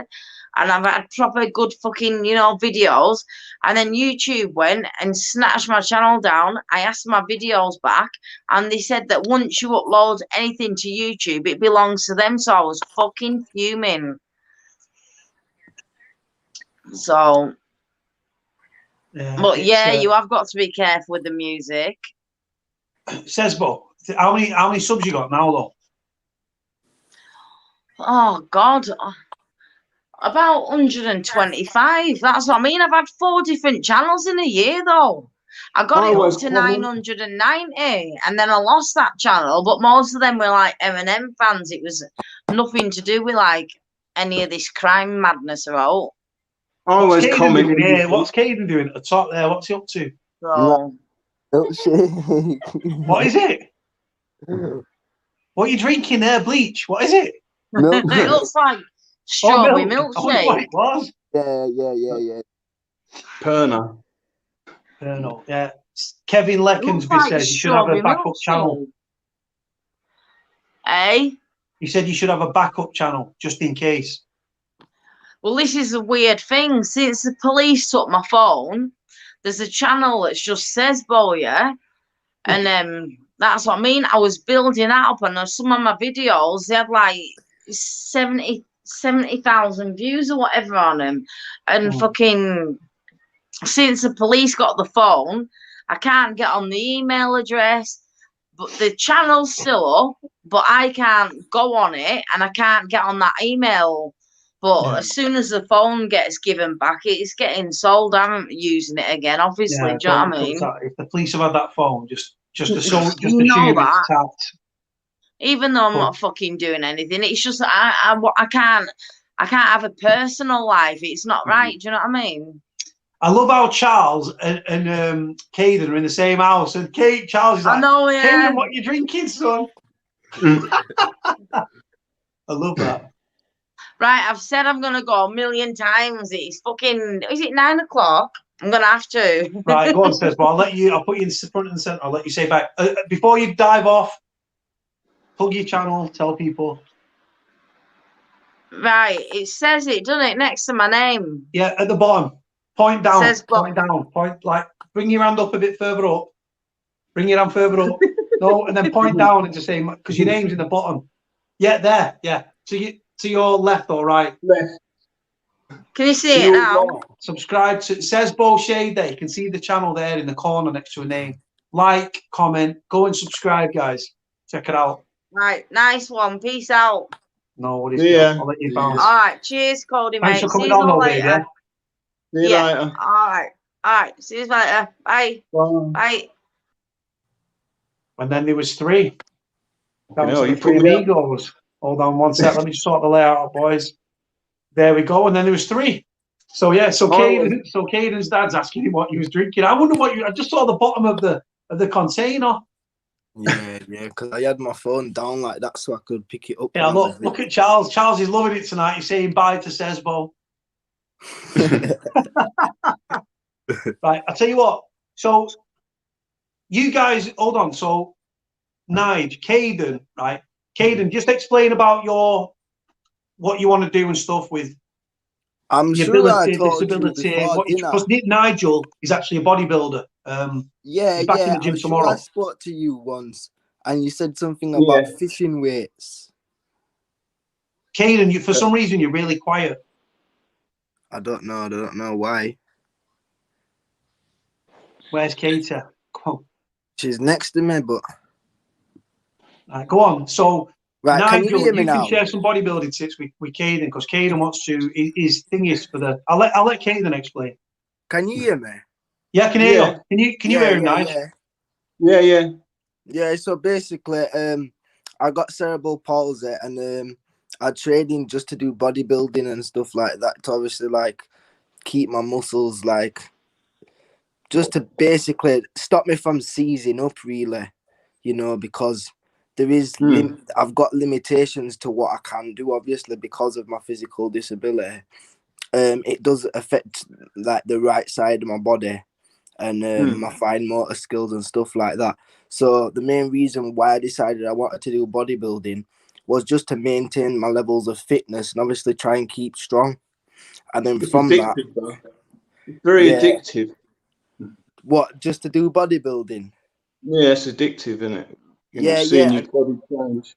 That's what I Seeing the way- realized, because I realized I started seeing results, and then from that, you know, it sort of had an attitude of the sky's your limit, because I seen that even though I've got my physical disability, for me still to be making progress, for me that was a big achievement, you know. So I wanted to continue with it, and then obviously lockdown and tier 3 came. But now I'm trying to get starting back up again. So yeah, that's what messed me up, because I couldn't go to the gym. I just got back into it and then couldn't go. Yeah, because it does a lot for your mental health as well, and your psychological well-being. So, you know, all them endorphins that's getting released, it is good for you. And without that, obviously, it is a bit rubbish. But well, you can take any aggression or, you know, out on the weights. Yeah. Well, that's what I use it for. You know. Does it affect your mental health though, Nige? Do you think that's why you had to dive and stuff, why you crashed? Because of the gyms closing and isolated and stuff? You're working out is a way of burning off that, like say, like that tension or that, by taking it out, you come away and it's supposed to release endorphins in your brain, apparently. Well, I never trained happy. I never trained with nice thoughts. You always have to be angry, don't you? It's like, it's the release of that tension and that build up inside of you. And then once you've had that, you know, you feel like energized and you feel like you've got an orb around you for the rest of the day, you know, and that's what comes after it. And that for me is what you want to try and maintain by, you know, keeping yourself motivated and keeping yourself in high spirits. Yeah. How many times a week do you train them? I went 3 times, Monday, Wednesdays and Friday. So you train one body part a week? Yeah. Well, I mean, body part one. Yeah, that's the best way to do it. Yeah. But you can have a second workout for each body part, but not a muscle building, just to get the blood back into the muscle. Yeah, just to keep it pumped in it, so that you keep Well, you heal quicker.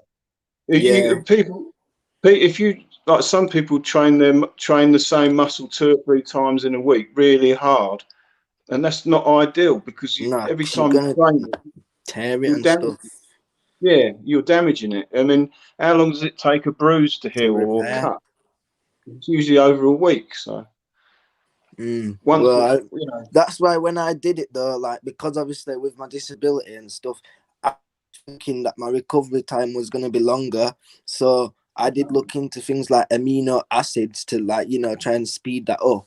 And to be honest, I didn't really see any significant benefits straight away. But to be honest, I wasn't really taking them for that long, you know, to really make a judgment and say, well, these worked or they didn't.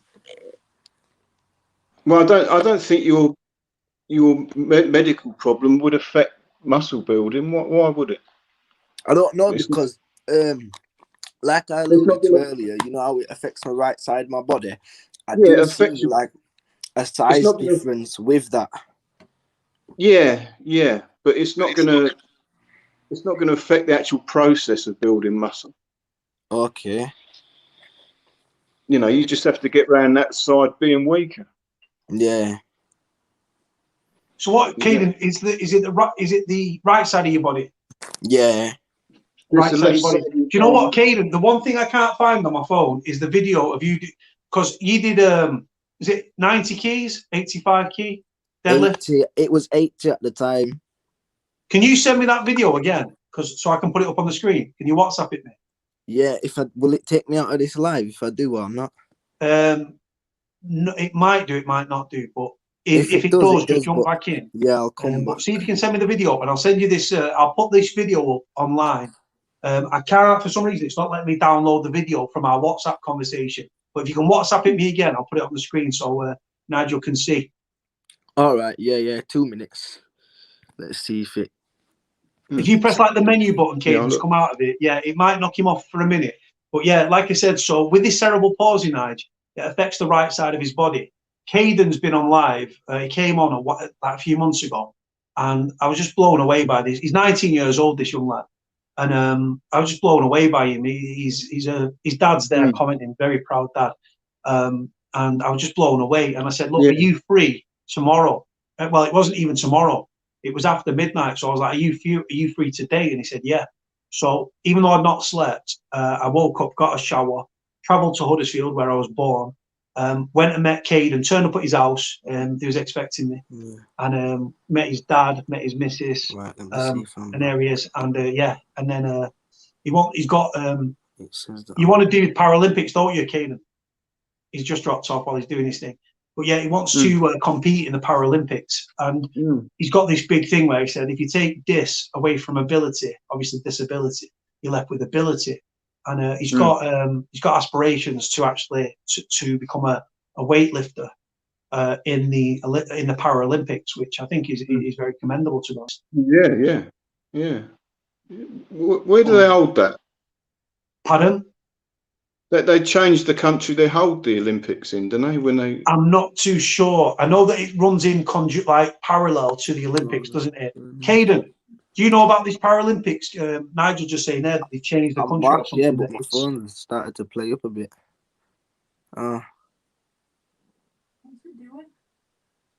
Have you got a YouTube channel, Kaden? I don't know why my phone's doing this. Kaden, can you hear us? I can, yeah, but it's crackling. Hold on. Oh, it's not now. Are you clear? Yeah, I can hear you now, yeah. One sec. Yeah, Kaden, because I was just telling Nigel about your aspirations to be in the Olympics. Yeah. Paralympics. So what are they deadlifting at the moment in that? What one? There's different categories that you can do. As far as I know. Like what are they age category? No, I think there's different weights. So it starts at 100, I think, and then goes up. 100 kilo. Yeah. That's 220. I'll tell you what I'll do. Whilst we're talking, boys, what I'll do, Nige, I'll put this video up twice. It's only 12 seconds long. This is Kaden being spotted. He's been trained by his cousin. He's a man kid, isn't it? Nah, my cousin's from where I'm from. Oh, is it? I thought. Strong, easy now. Come on, up. Yes. I'll just play it again. Strong, easy now. Come on, up. Yes. Yeah. Strong, easy now. Come on, up. Yes. Yeah, there it is. That's good. Yeah. I got another one as well when I'm doing bench press. Huh? I've got one when I'm doing bench press as well, but I can't find that. How much can you bench press? 80. 80? Yeah. That's good. This cerebral palsy thing, though, Nigel, with it affecting the right side of Kaden's body, your muscles are weaker on the right side, Kaden. Is that right? Yeah, they're also like considerably weaker on the right side, but they're also weaker on the left side than a normal person's would be anyway, you know. So, but I don't know. For me, well, not anymore. Not anymore, because most people wouldn't even move that off the floor. Well, yeah, that's where, you know, progress and taking one step at a time. That's what you have to do, man. Yeah, you know, the average guy can only bench press about 70 pounds. Then you're doing like 110. Is it 110? Yeah. Or more than that. 53. 53. Yeah. My dad literally is saying that I only weigh 53 kilos. So obviously, you know, I'm 5'2.5" and I weigh 53 kilos, so I'm small as well. You should be good at deadlifting then. 80 keys is 176 pounds. Yeah, that's. And you weigh 50. And what do you weigh, Kaden? 53 kilograms. 53 kilograms, yeah. So that's well over your body weight then.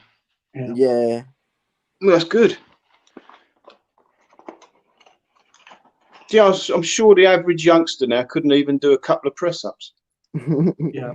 Honestly, they couldn't. Yeah, I 100% agree. You know what I've never actually done a deadlift in my life, and I used to train in the gym when I was doing the doors and all that. I used to train in the gym, but I used to do all my static weights and stuff on my free weights. But I've never actually got into squats and stuff and deadlifts or anything like that. Yeah, I never smoked to anything when I first started. When I went to the gym, when I used to go to the gym when I was young, I never smoked or done any other drugs than gym drugs, as it were. But I used to take it so far with a you know, the squatting and that. I don't know. I've not heard of anyone trying this. I used to use I didn't have asthma, but I used to use a ventilator so I could get more oxygen in. Wow. You know, because you run out of air when you're squatting. Yeah. And I used to take an aspirin inhaler. That's how seriously I was into it. Did you ever compete though, Nige? No, I was never.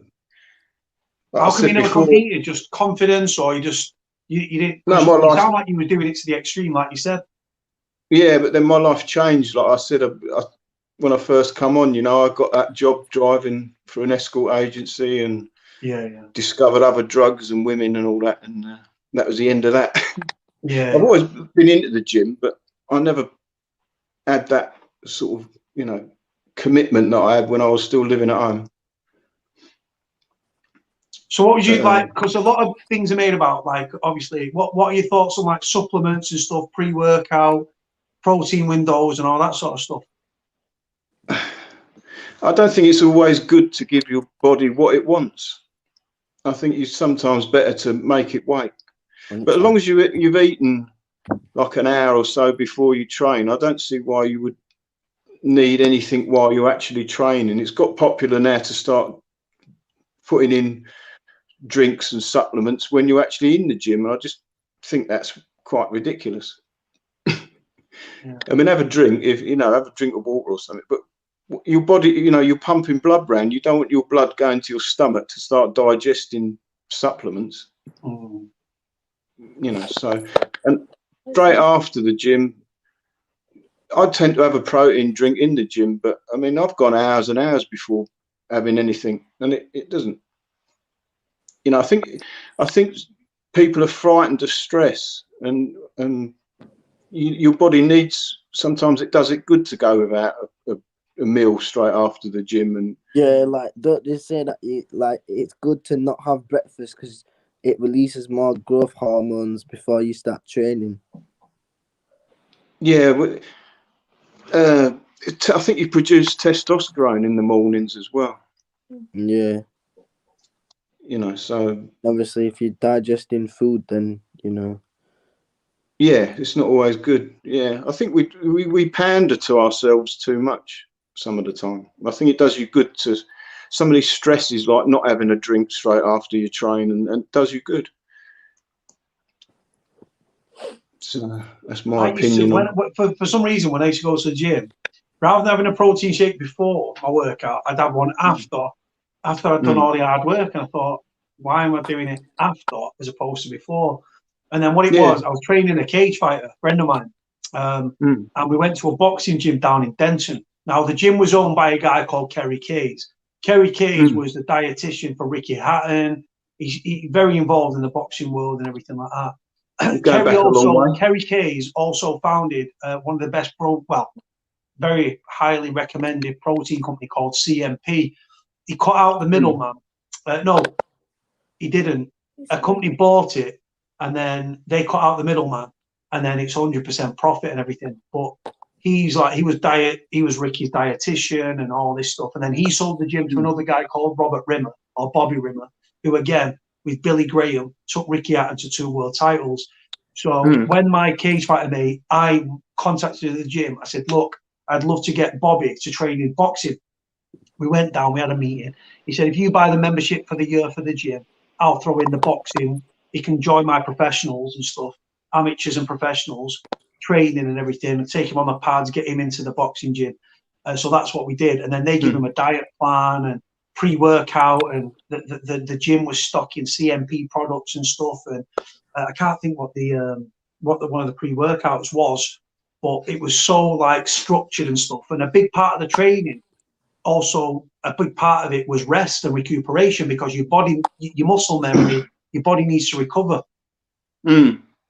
Yeah, I never liked training at being hungry. I always like, sometimes I'd have to have something directly before I went. I couldn't concentrate on training if my stomach was rumbling.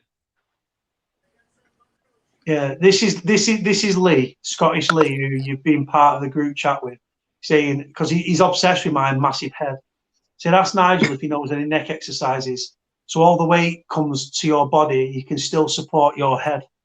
He's lovely as Lee Kim's. He's a lovely, lovely lad. That's what you should do, Kaden. Get yourself a head strap and start doing some neck exercises. All right.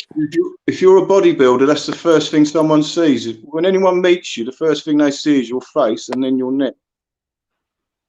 Well, yeah, that's true. I've seen Anthony Joshua, the boxer.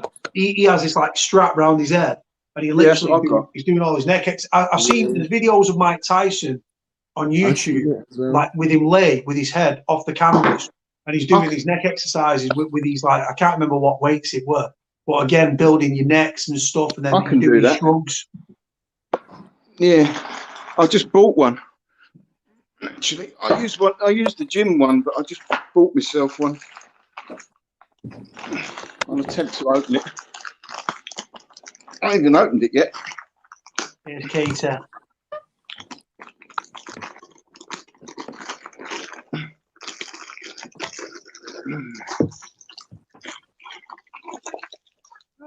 Trying to open it with one hand, isn't he? Yeah, is that for you? So it goes around your head, and then like you. Yeah, it's got chains on it. And hold on, what I'll do? One sec. Let me stay there. Stay there, Nigel. Go on. It's all wrapped up at the minute, but yeah. I'll unwrap it. Well, actually, it's got a nylon thing around it. I end up knocking myself off. Where my knife's gone. No, I try to do everything with one hand. Yeah. If you need to put the phone down, Nige, if you need to put the phone down for a sec, just lay it down, and you can do what you're doing. Well, I was just looking for my pen knife actually to get the damn. It's got these little band things around it, plastic things. Go on. Talk amongst yourselves. Oh, I found it. I've got it. Go on. I've got my knife anyway. It's a wicked knife, this.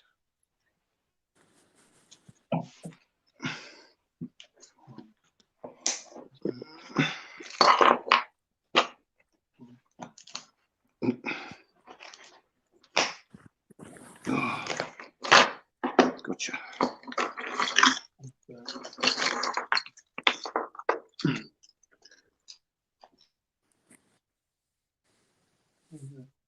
Huddersfield beat QPR yesterday. Hold on. Like hang the weights off of the. You hang the weights off of the chain. It's just called a neck strap or head harness. Yeah. So you just like up and down. It goes on your head and do sorts of, from the back of your neck and the front. Did you train your neck, Kaden? No, I didn't really look into that, but I'm gonna start doing now. it affects the top of your traps. You know the traps, you can hit them from another angle. Yeah. If you've got a strong neck, I mean, you look at anyone with a big thick neck and they're usually strong. And you've got a lot, and the neck's really easy to build up because it's pretty soft. The muscle tissue is pretty soft in your neck, so you can really put on you could put, you know, like 3 inches on your neck in a year, easy. Man. And it's good, you know, it's good to have a strong neck. That's why boxers train their necks all the time, isn't it? Yeah, Anthony Joshua and Mike Tyson, there's actually a video of them both doing neck exercises. I'll try and find one actually now of Tyson. Yeah, I've seen Tyson. He like rolls round the ring on his head, just his head. I can do that. I can do that. Just put my head on the ground and lift myself, put all my weight on it. Yeah, look at this. Right, it's not great for your neck vertebrae, though. That's Tyson there with his neck rolls. Yeah, I can do them. That looks painful. It is. Why would you want to do that though? Because in the show, they say, "What? That looks crazy to me." Because it looks like you're just gonna snap your neck in any minute. That's what it feels like, yeah. But if someone hits you, then you're not going to get knocked out. No, but I mean, couldn't there be a safer way to do it, like other than have it? Because like that's risky. Yeah, buy yourself one of these head straps. What I do, I attach it to the cable. You know the cables in the gym. Yeah. Just connect the cable to one of these hooks. Yeah, and then obviously you can just. Yeah. It says here, Mike Tyson extreme neck training, 20.5-inch neck. That's how Tyson got a 20.5-inch neck by doing neck rolls. Yeah. These are on Kaden. These are all on YouTube. These. Wouldn't you end up like being ill or feeling sick from doing that? You just start off gradually. He's not. That's not the first time he's done them, is it? He's been doing that for years. Yeah, definitely. So I mean, you just start off easy. You just start off with a head strap, or you can use your own resistance. You can get your girlfriend to push on the front of your foot. Yeah. Yeah. Hold on, show you this. One sec, I'll show you this video now.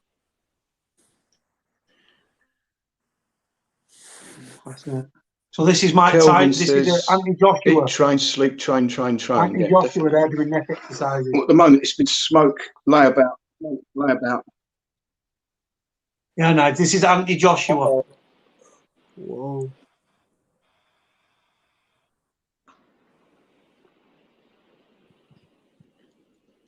Crazy, isn't it, Kaden? Yeah, it's like how it's mad how he's actually keeping it there and it's not even moving. It's like he's that strong. But the thing is, if you've got a strong upper body and then your neck's weak and stuff, and you take a right up to the jaw, obviously your neck is attached to your head, which is your neck takes the impact. And I think it's called the cerebral cortex or something. And that's what causes the knockout. When your brain swishes against your skull, when you get caught and clipped on the sweet spot, and then it's your neck that sort of does that, and that's where your brain sort of shudders in your brain, in your head, and that's what causes the knockout. And you can also that's what causes a lot of car deaths in cars, having your head twisted quick. Someone just saying there that he trained like a killer in the ring, did Mike Tyson. But yeah, it's so Nige, are you into all the, like you said, like so protein shakes and all that stuff, or do you just eat healthy and then train when you was at the height of it? I like the protein drink. Protein drink is my favourite. Yeah. I'm drinking. Drinks around. There's only that Joe Vida's milk and sugar protein. What they got in trouble for selling eventually. There's so many protein shakes out there. I mean, you go to the supermarket and you've got like carb killer shakes, and then there's protein shakes and protein flat jacks, and there's so many supplements out there now. I just used to like getting as much milk in as possible, and the protein just give the milk a better flavour. Yeah, the milk, it is better with milk than it is with water. Oh God, yeah. I mean, I used to drink sometimes up to 8 pints of milk a day when I was younger. Wow. So you're getting, that's 160 grams of protein without any protein powder. I used to have that mass gainer, and it were like 28 grams of protein per like shake. Yeah, it's good. I don't think you need that much protein though, but it's good for putting size on. Yeah. Someone's saying here that I believe this to be true actually with Mike Tyson, that one time he wanted to fight a silverback gorilla or something. Yeah, it'd last about 2 seconds. Yeah, they are literally. I remember seeing a documentary or it's a video on YouTube, and it showed a gorilla where it had like alopecia, so it had no body hair, and honest to God, it was just it was muscle on muscle on muscle. And I think they're like 8 times stronger than a human being. Oh yeah, easily. Oh yeah. Well, no, I think that was a chimp. A gorilla is obviously bigger. I've seen gorillas in the wild, like obviously on these documentaries and stuff, where silverback gorillas, where their arms are probably twice the size of my legs, 3 times the size of my legs, and they're just like muscle bound and stuff like that. And yeah, Tyson would not last trying to fight a gorilla, but I do believe that to be true back in the day. No, he wouldn't last even 2 seconds with a gorilla. Just one whack and he'd be out the ring and in the middle row. Do you know what? As much as I'm doing my walking and stuff, what I'm going to start doing this week, this conversation is making me want to get in the gym. Because what I was going to do is strip the fat and then start building. But I can still do my upper body and my legs and everything, and that'll still build muscle whilst helping with weight loss as well. It'll help you lose more weight. Well, you might even start putting on weight once you go to the gym. But the thing is, it'll be muscle weight and not fat. And the more muscle you've got, the more fat you will burn. 100%. Because you've got a bigger you basically making a bigger engine. Yeah, that's because what I wanted to do, I wanted to lose the belly fat, and then because I need to get my chest back out, I need to rip my chest and stuff, and then, like I say, muscle groups and all that sort of stuff. I just need to get back into that sort of mix and everything of back in the gym and stuff, and because I'm dieting and everything, I've got my protein there, turkey, chicken, fish, all that stuff, tuna, and I need to get some protein shakes and stuff like that and start rebuilding because I want to build, because muscle, I think muscle weighs more than fat, Nige, am I right? Yeah, I think it does, yeah. But I need to lose, I just want to get my body fat down and then build. Like I said, the more muscle you've got, the more calories you burn. Yeah, Cody, I'm going to have to go because I'm tired now, so. No worries, brother. Thank you so much for coming on. Where's Katie? She's next to you. Yes. She's over there. How you doing, Katie? All right. We've had Charles on. We've had Katie. Charles was ripping it out with a bull worker. We spoke about protein windows, weight training. Kaden, thanks for coming on, man. Yeah, man. Respect. I'll be back on. Thanks for your time. Thanks for Katie. Yeah, man. Respect. See ya. Right, he dropped off. So yeah, man, fucking hell. Everyone was wondering where you'd gone. He was like, "Where's Nige gone? Where's Nige gone?" But is that your way of dealing with things? Just lock off and sort of. Yeah. Just feel sorry for myself for a few days, and then I'll get over it. That young Kaden there, everyone loves Kaden. Honest to God, the lad, Siobhan there saying respect Kaden, take care. Look. Cute and Chloe thingy, but yeah, no, it's like we vanished, and everyone was like, "Where the fuck is Nige gone?" He was just vanished, and everyone was like, "Worried about where you've gone." Nah, I'm all right. I'll tell you what done it. I'm trying to get my house ready to sell, and that's hard enough as it is.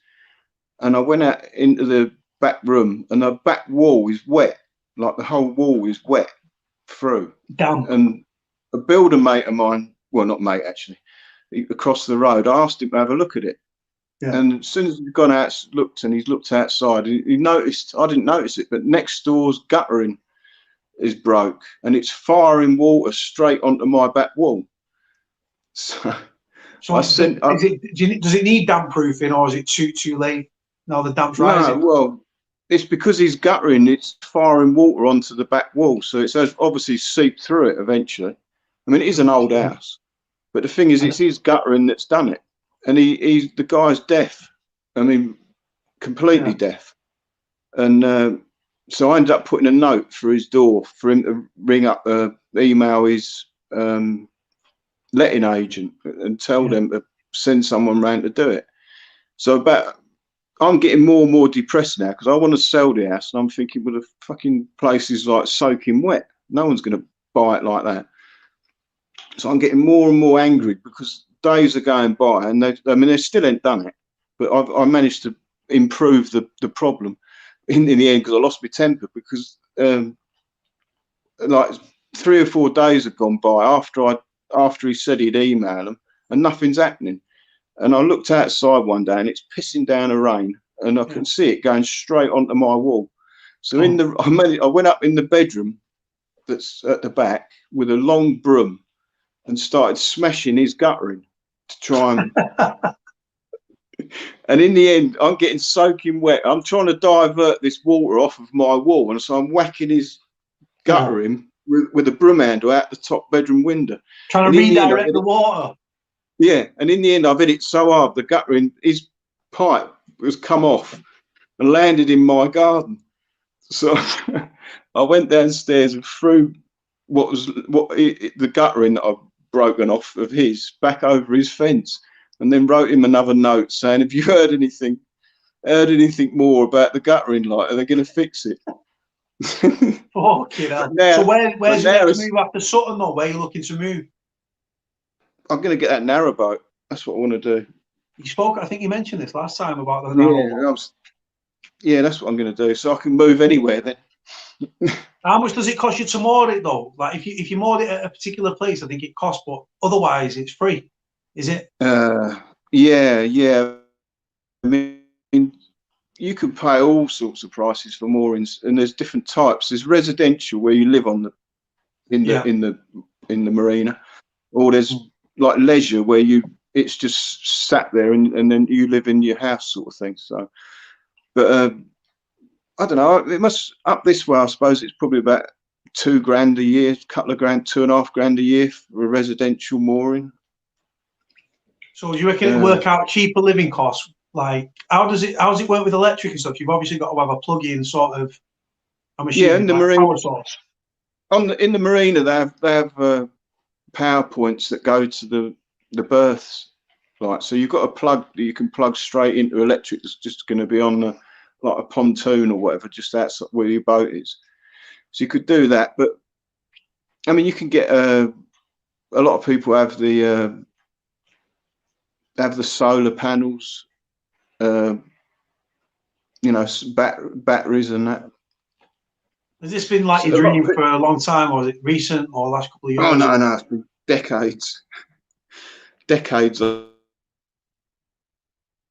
How would it work with the dogs and stuff? Just jump on board and live with you? I mean, my ex years ago,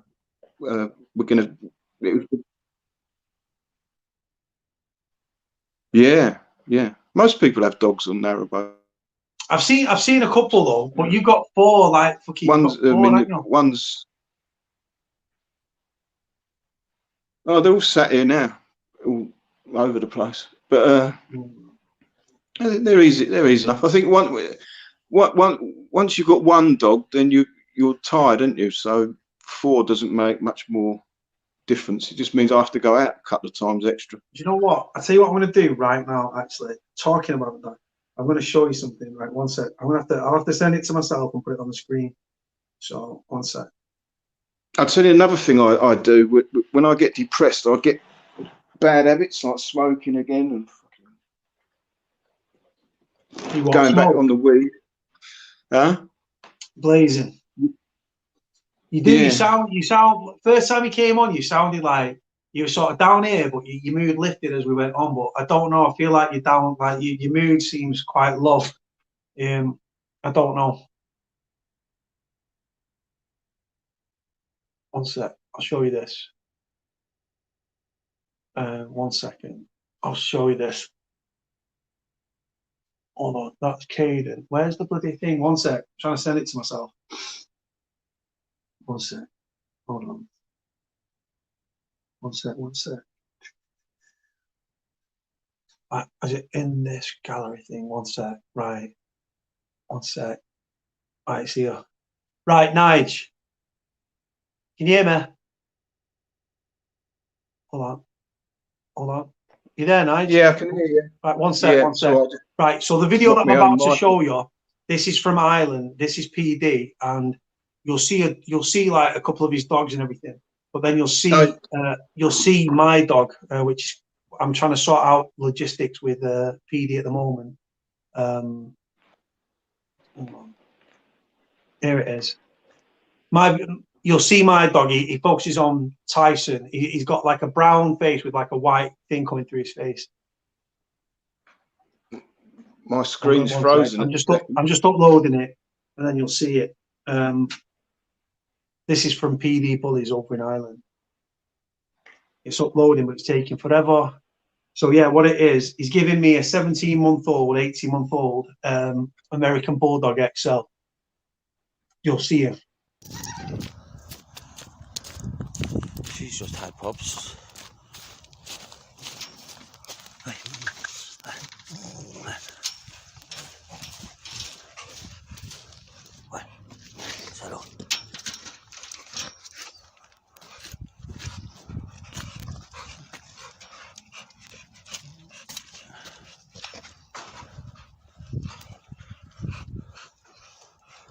There's the big fella.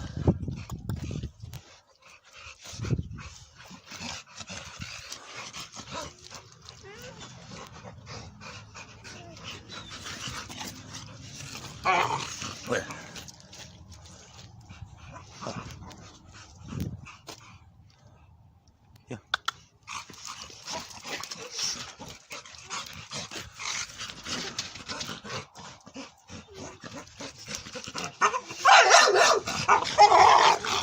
Shut up.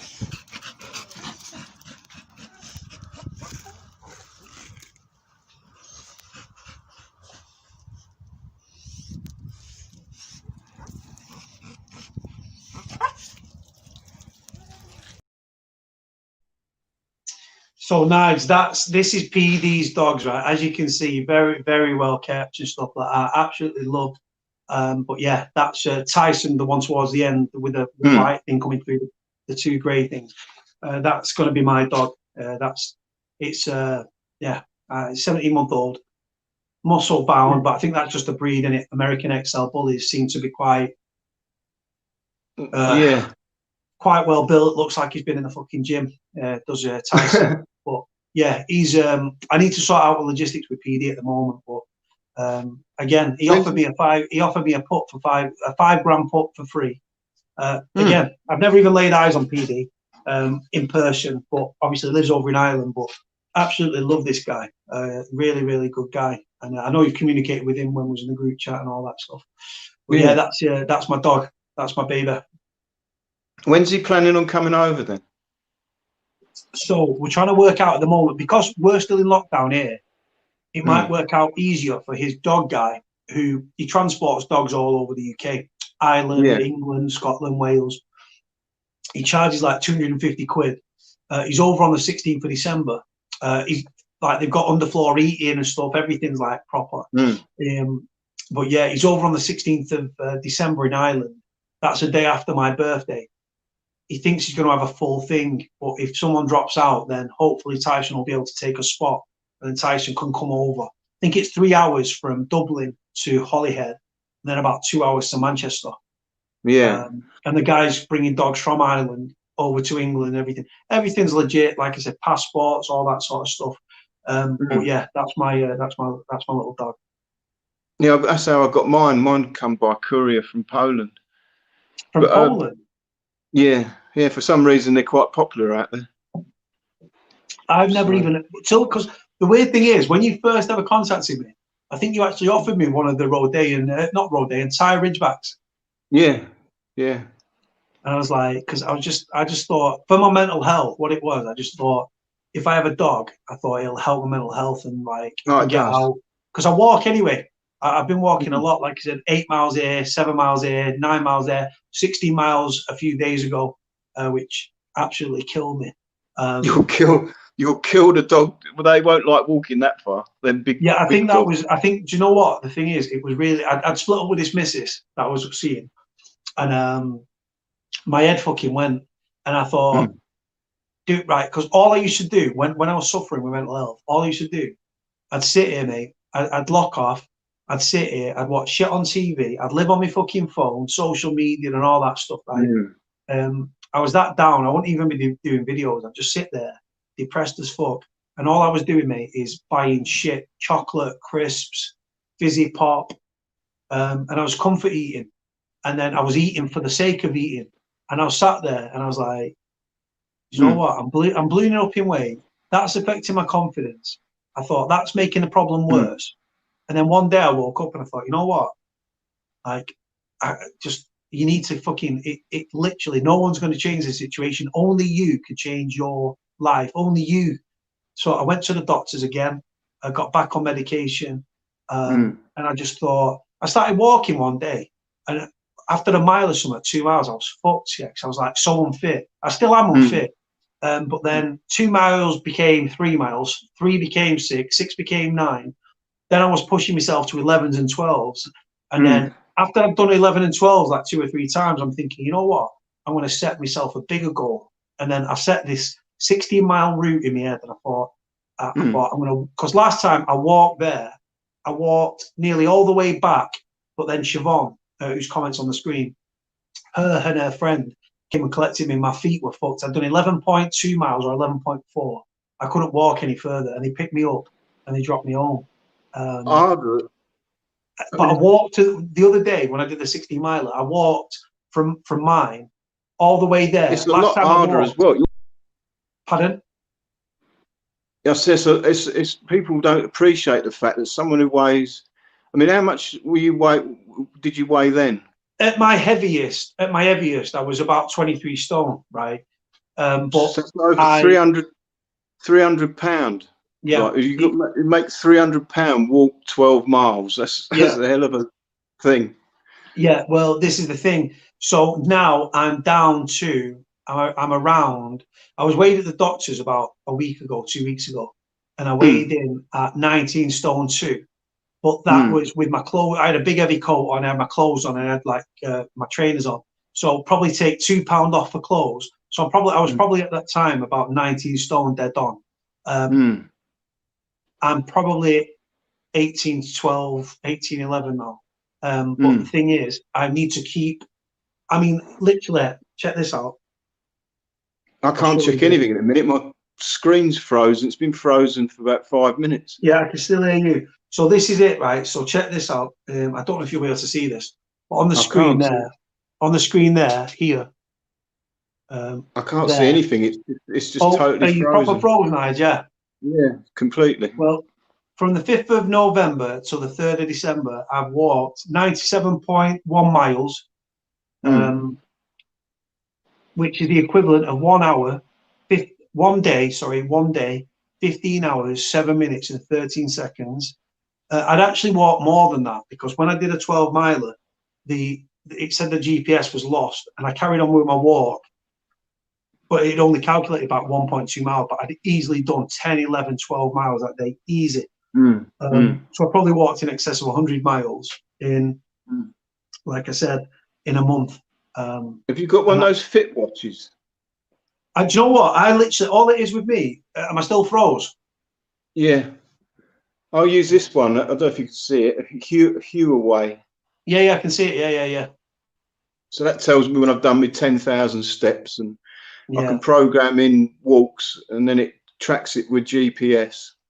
So you can see exactly how far you've been. It shows you the route, where you've been, and all the rest of it. Yeah, this is exactly what this app is. This app is free. And like I said there, walking and stuff, it tells you your calorie breakdown. So on the, let me find the 16 miler. I never believe them calorie breakdowns. They're atrociously inaccurate. Yeah. Well, it said here, it said that apparently that I burned, when I did the 16 miler, which took me 6 hours, 5 hours, 58 minutes and 36 seconds, 16.2 miles, I burned off apparently 3,389 calories. in that on that walk, and it gives you your altitude, your maximum altitude, your total ascent, your total descent, max ascent, max descent, and it's just a free app. It's called Synax, and I think there's 2,500 calories in a pound of fat. So you got rid of over a pound of fat in that walk. And that's all it is. But I've had 2 days off, literally just rest and recuperation. My feet were just the blisters were. My blisters had blisters. It was fucking horrendous. But all it was, mate, it's the alternative was I sit there and I pile on weight, and the more I'm losing weight, the more people are recognizing it. I mean, even subscribers are like, "Look, your fucking weight's falling off your." How tall are you? How tall are you? 6'4". 6'4". Fucking hell. So I'm literally like I'm tall, and I used to train and everything like that. I used to train and everything. I've still got big shoulders. I've still got a big back, but my chest is like saggy as fuck. And I've because I've not been into a gym to do weights, because all I'm thinking is I want to lose the bulk. But then this conversation with you and Kaden, I'm thinking I can walk. I can still do all my miles I can still walk them miles, do my legs, and then start to do the fucking weights and everything like that. What I was going to do, I was going to go on a course of steroids just to get my size up, and then thinking, but I don't. But I became, when I was on the juice last time, I became quite like, I was posing in the fuck. I was posing and all that in the fucking. I was in the gym and I'm like doing, you know how it is fucking with bodybuilders and stuff. I was literally like, and all this, and I became quite fucking just obsessed with the way that I looked and stuff, and I got confidence from that. I'll tell you what, a good way to gauge your confidence, you know, when you walk, where do your thumbs point? Do your when look down when you're walking, are your thumbs pointing towards your legs, or do they point straight out in front of you? Do you know what? I'm actually trying to picture this as I'm walking. I probably, you know what? So I've got my hands are probably like, as I'm walking, they're probably like, my thumbs are probably pointing down as I'm walking, because I'm not sure as I'm walking. I've normally got my headphones in. I've got my music on, my headphones in, got my backpack on with my water, and I'm just walking, but I'm just trying to picture my hands. So it's like making a fist with my thumb pointing down. Right. So what that shows, if you just hold your hand out or hold your hand down to your leg, what you got to do is look when you're walking. You can even see it if you look at people watch. You know, look where their thumbs are pointing, because someone whose thumb is pointing straight forward, it means your shoulders are open, and it means and people coming the other way, so subconsciously, that they'll put you, probably, if you try this, just make sure your thumbs are pointing directly forwards as you're walking. If you do that, if you twist your hand outwards, sort of thing, it opens your shoulders out, and that gives like an open impression of you to anybody walking towards you. So it makes, if you walk with your thumbs pointing towards your legs, then your shoulders are rounded inwards, and that gives like you're hiding something kind of things to someone subconsciously. Do you know what? It makes sense. Like I have got issues with my confidence. I'll be completely honest with you. I've got zero confidence, and I don't know if that's from just living a fucking long life or a hard life or whatever. But I don't have confidence. I've got to be honest. Like when I was in the gym all the time, I was with a girl who was very curvy. She was a bigger girl, truth be told, and I was training like a fucking madman.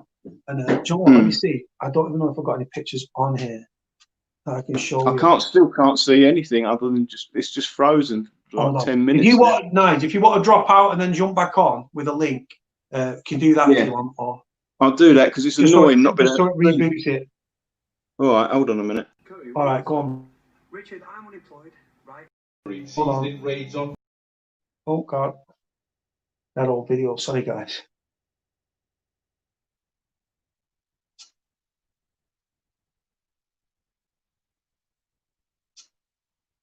Do you know what? I'm so happy to have Nige back on here because we everyone liked Nige that was part of the little inner circle. Marcus, Lee, PD, all on his back.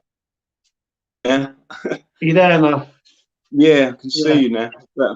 So this is when, right? So this, when I was with this girl, this was when I was with this bigger girl. I was doing the doors and everything. I was living with her, and what it was, that I was actually homeless. And she was a bigger girl, and she was actually a regular at a club called Billy Rocks in Manchester. She was knocking around with a prostitute. And she used to say to me, "Oh, if you like, my mum and dad own a pub, but they've moved out. If you want to stay with me, you can." And then I started staying there, and then she was like, "If you live here, I want you to be with me. Otherwise, pack your stuff and get out." So it was like, do I go to being back on the streets, or do I live with this bird? So I live with this bird. She took this picture that I'm about to show you. This is when I wasn't fully in the gym properly, but I'd started a cycle of steroids. And this is where I sort of, this is when I first started.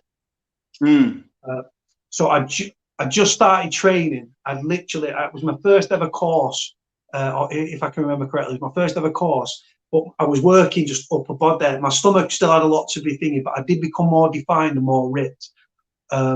But then again, this was like the steroids and stuff. But then because she was a bigger girl, she was like, "You only go to the gym so you get big, so girls look at you."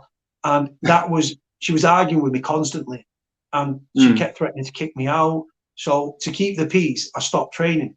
I then started to comfort eat, and that's what she wanted, and it affected my confidence and everything else. But like this is a picture that I took about 2 years ago. I've kept my size, but I've not been in a gym since. And that was just, again, upper body, shoulders, arms. Oh, no. So I managed to keep my upper body size, but like I said, my chest is gone, fucking belly on me, and all that sort of stuff. But yeah, so that was I was just training, and that was in that picture there. I've not been to a gym to do weights for 10, 12, 13 years, easy. But I managed to keep my size, but it's like I said, my chest has gone. I've still got a big back and everything. Even sat here now, when I'm walking, what I've realised, when I'm walking, I must be standing up. My posture seems to be corrected because my back, I get back spasms and stuff. Because I used to slouch. When I used to sit down on the couch, I'd slouch. I'd be like this. I'd be like, with my feet up, slouching, just eating shit, just slouch there. Because I'm sat up now with my posture, and when I'm walking, I've got the correct posture. I get back spasms and stuff because it's like my back sort of lining itself out, if that makes sense. Is what I mean by walking, like with your hands. If your hands, I don't know, I can point the thing in the right direction. If your thumbs, as you're walking along, if your thumb's pointing towards your leg like that, really, it should be pointed forwards. Sorry, my hands are really dirty. I've been chucking coal on the floor. That's all right, don't worry. But your thumb should be pointed forwards, like. Yeah, sort of like that. Like if you're walking, like it should be like sort of like that when you're walking. You're frozen now. And that opens your shoulders. I can. Yeah, I'm all right. I'm moving. Yeah, I've got you now, man. Got you. But yeah, so when I'm walking, right, so when I walk, right, I'm literally walking, and as I'm walking, I've got my music on, but as I'm walking, I'm not walking like this, like sort of like that, like you're alluding to. I'm sort of like this when I'm walking. I've got my backpack on, and I'm literally walking, and I walk sort of with my thumbs sort of facing down. Like you've alluded to, like down. That's how I've got my hand posture. The actual front of the thumb is first though. That's what I mean. It's not twisted round and pointing at your leg. It's facing forward. So that usually, if you turn your hand inwards, your shoulder comes in, doesn't it? Yeah. So yeah, I think. Do you know what? I've definitely realised since I've been walking that my back. That honestly, I keep even sat here now because my posture's correct. When I'm sat on the couch, because I used to just sit on the couch, I used to wake up. I'd be awake all night, even on these live streams when I used to do them until 6, 7, 8 in the morning. I'd sleep all fucking day, and then it's like I'd sleep till the afternoon. I'd wake up, I'd be eating fucking shit food, processed fucking meats, processed food, crisps, fucking takeaways, all that shit, yeah. And then one day, I don't know how or why. Well, I do know why. It was a woman that I was talking to, the woman that I split up with. She's into the gym and all this and dieting and everything. And she's in phenomenal shape. And I was just like, fucking hell, I need to do this. So I literally, just by talking to her, something clicked in my brain. I literally got a bin bag, threw all my crisps, chocolate, biscuits, everything in there, and was like, right, I'm going to start a diet. This was on the 24th of August because I've still got the message. And I went out and bought Ryvitas and fucking peppers and onions and cottage cheese. Cottage cheese is apparently quite good for you. Yeah, it's all the protein in it. Yeah. So I bought loads of cottage cheese and stuff, and I was like, things that I'd never even eaten before. And I swapped, like I said, fizzy pop for flavored sugar-free water, and again, just behind me over that shoulder, there's just an absolute mountain. And I thought, right, the healthy eating. I thought I felt less bloated and stuff, and I was like, right, I was trying to eat at reasonable times, and then that's when the walking started. And the walking and the sugar-free water, and so I flooding my body. I'm just absolutely abusing the water, just flooding my body, getting all the intoxicants out and everything like that. And yeah, I was eating like once a day, but by doing that, my body can go into survival mode and start using fucking ripping into muscle and all this stuff. I think it stores fat as like I don't know. You'll know more than me. Sometimes people can't lose weight because they don't eat enough. Ironically. Yeah. Because the less you eat, the slower your metabolism is going to start running. So you end up with nowhere to go. You end up with no way of eating any less to lose weight. Yeah. I think a friend of mine, the cage fighter kid who was training and stuff, he literally said to me, dieting's very simple. If you're eating more calories than you're burning, you will put on weight. I guess that's like, it's more complex than that, but well, the best one I heard is that it's easy. What you've got to remember is the hole at the top's bigger than the hole at the bottom. So it's easy to put too much in and not be able to get it back out. 100%, yeah. And that was another thing as well. Like, since I've been eating properly, going to the toilet and everything, I was like, literally like diarrhea and shit. Yeah, like couldn't like proper, just like no solid shit. 'Cause I was just eating fucking junk. And then like, even fizzy pop. It's like someone once said, and I don't know if it's true, but he said, your intestines, when you're drinking gassy stuff, it's like that gas stays in your body, and that's why you burp and fart loading. But all your intestines get full of all this sort of carbon, whatever it is, the fizzy shit, and that gives you bloating and stuff like that. So I was like, right. So that was stuck in my head. I don't know if that's probably not true, but I just thought fizzy drinks and stuff like that. I thought no. And then it was water, and I felt lighter and lighter. But when I started dieting, I've eaten things this year that I've never tried: courgettes, asparagus, green beans, celery, fucking things that I've never tried. I literally go out and buy fucking fruit and fucking veg again. But then you're told that certain fruits are quite high in sugar naturally. Yeah, I wouldn't eat too much fruit. Bananas are quite good. Potassium and all that. Yeah. But so that was it. And then, like, since I started dieting, I literally go into the toilet properly and the like firm shits and stuff. And I was like, I thought, okay.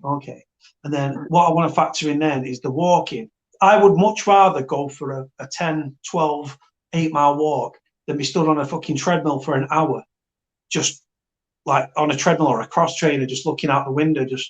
It's not for me. I'd much rather pound the pavement and just get out there and fucking walk. Oh yeah, it's better for you to do that, I think. But 100%. I mean, why don't? Is there a gym near to you? Why don't you just go tomorrow? That's what I'm going to do. Yeah, this is exactly what I'm going to. This is what I've learned from this conversation. Tomorrow, as soon as I wake up tomorrow, I'm going to do it. I'm going to ring the gym. I'm going to say, what's the score? Because we're in a tier 3 here.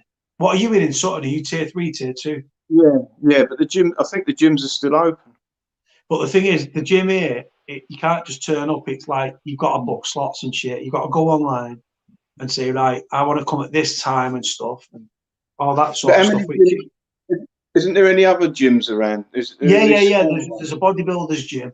There's a council run gym and all that. So I need to go to the bodybuilders. What? Go to the bodybuilders gym. Don't go to the big commercial ones, because all they are is just a massive load of running machines and bikes.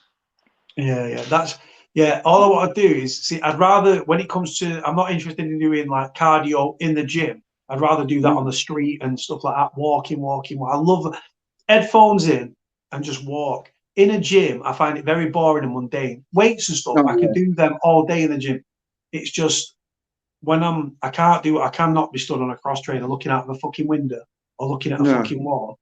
It'll irritate me, and I'll be there and I'll be like, but then I can go out and do a 4 or 5 hour walk, no problem at all. But then an hour on a cross trainer, they're just looking at a fucking wall or a TV screen or a news thing.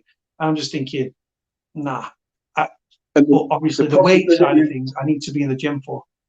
The possibility of falling over on it and getting fired off the back of it, that could be high. Always a big working. Like if you start in running and then you've got that emergency button or something like that, and you switch off for that split second, you can end up in a fucking.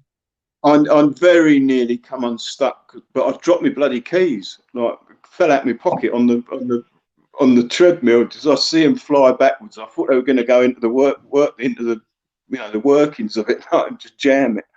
Luckily, they didn't. It just shot off the end. But I would go to the gym 3 days a week and just walk for the other 3 days. Yeah. Because the thing is with it, because obviously if I was doing legs, for example, I'd probably take a day off from walking just to recover.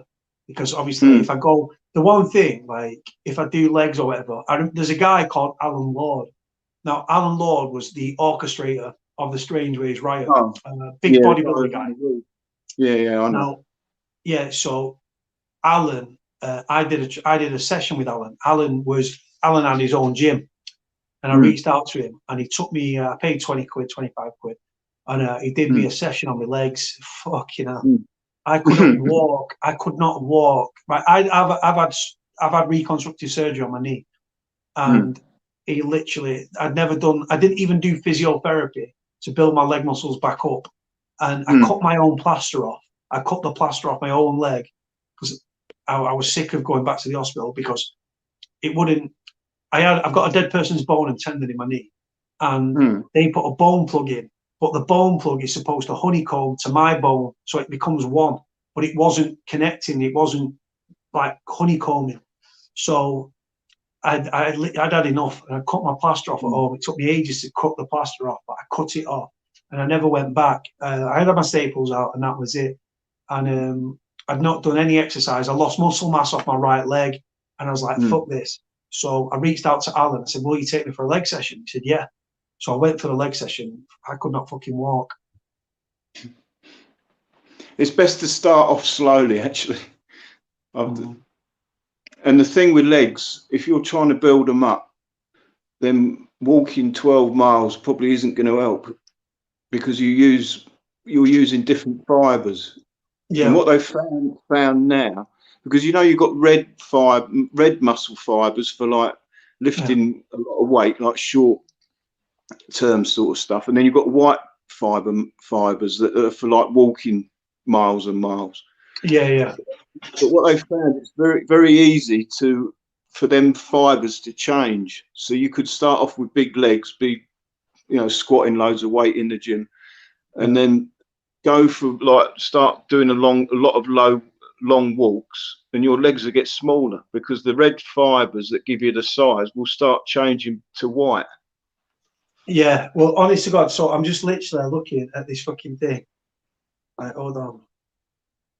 I mean, some walking's good, but you're better off with cutting down the mileage and literally. You probably can't see there, but here on the fucking side, you probably can't even see because it's fucking blurry. But 16.2 miles, 16. Fucking honest to God, like that day. Do you know what? I got back and I was like, I was glad that I'd done it, but my body was crashing. Really was crashing. My body was absolutely. I knew that I'd done too much. When I got to about the 13-mile mark, 12-mile mark, because when I got there, I think it was about 7 miles there, or 6 miles there, and then like 3 miles round, and then 6 miles back. Well, more than that. But yeah, it was like 6.5 miles there, 6.5 miles back, and then 3-mile route. And I live streamed a lot of it, and not all of it, but like a good fucking proportion of it. And I was like, on the way back, I was just like, you know what the weird thing was? The fact that I had people on my live stream as I was walking, that was keeping me going and stuff, because I thought I can't quit here on camera to these lot when I'm going on about mental health and the benefits of walking and mental health and health is wealth and all that stuff. Jump in a taxi and go back home. Yeah, honest to God. And then what happened was I got to a very remote place and the signal cut out, and I was like, fuck, you know. But I was like, nah, I thought, you know what? So I rang Lee, one of the group, Lee. I rang Chimpy up in Scotland, and I was like, right. So I was talking to him for a bit. What's that? You should have said, come and pick me up. And well, I actually did. I actually said to him, I wondered how much he'd charge me from his village in Scotland, in Aberdeenshire, down to Manny to drop me home a few miles away. And but yeah, he said it, cheeky bastard. He's like, about £600. I thought, no, man, fucking, I'll get it on tick. But I think it would have took him about 7 hours to fucking get it, to be honest. But yeah, so the walking thing that's my way of dealing with mental health. The walking thing, medication. But with the medication, again, I'm starting to associate metazapine with, which is again for depression and anxiety and all this stuff, with weight gain. Apparently, it can increase your appetite and stuff, and people associate metazapine with weight gain. No, you know what it is? I've heard this before, and this guy has this theory, actually, that you get some people who, like you say, they're putting on weight, and then they go to the doctor and they say, like, I'm putting on loads of weight. So they give them a thyroid test because they think their thyroids are playing up, you know, not producing enough thyroid. But what some of them mental health drugs do is what this guy, I don't know if it's gospel or not, but it makes sense. He says, yeah, you'll go to the doctor, either the doctor won't believe that you're only eating, you know, hardly anything, and the thyroid test will come back normal. He said, but what it does, you can test the thyroid is working normal, but the mental health drugs interfere with the end process of the thyroid. So you're producing thyroid hormone, but it's not, it has to turn from, I think it's T4 to T3. The body can use it in the cells. You've heard of T3 because bodybuilders take that. I've heard of T5s and stuff like that. I've not heard of T3, but I've heard T5, T6. It's just they just take thyroid replacement stuff to ramp the metabolism up. Yeah. Have you ever come across clenbuterol? But it can interfere with that chemical process. So although you're the asthma drug. Yeah, I remember. So I used to take clenbuterol for weight loss. And that was quite popular back in the 90s or late 80s. That come out. I used to take clems and stuff like that. Like I think it was. It's like you said. You used to take the inhaler to expand your lung capacity when you was working out and stuff, so you could train harder for longer. So when I took the clems, I used to just, like I said, I'd be walking or I'd be weight training, and I'd take the clenbuterol to try and strip the fat off. And I think it's like a lot of bodybuilders take it to strip. It searches for fat in your body apparently, or as well as being expanding your lung capacity. A lot of boxers have tested positive for clenbuterol in the past, actually.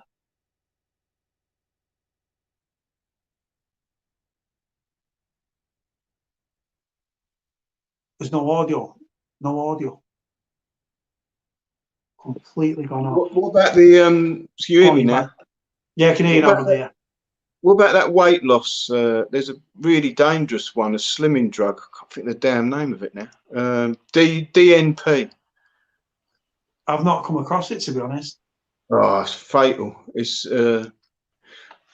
really bad stuff to take. But there's a few people have died from it in this country.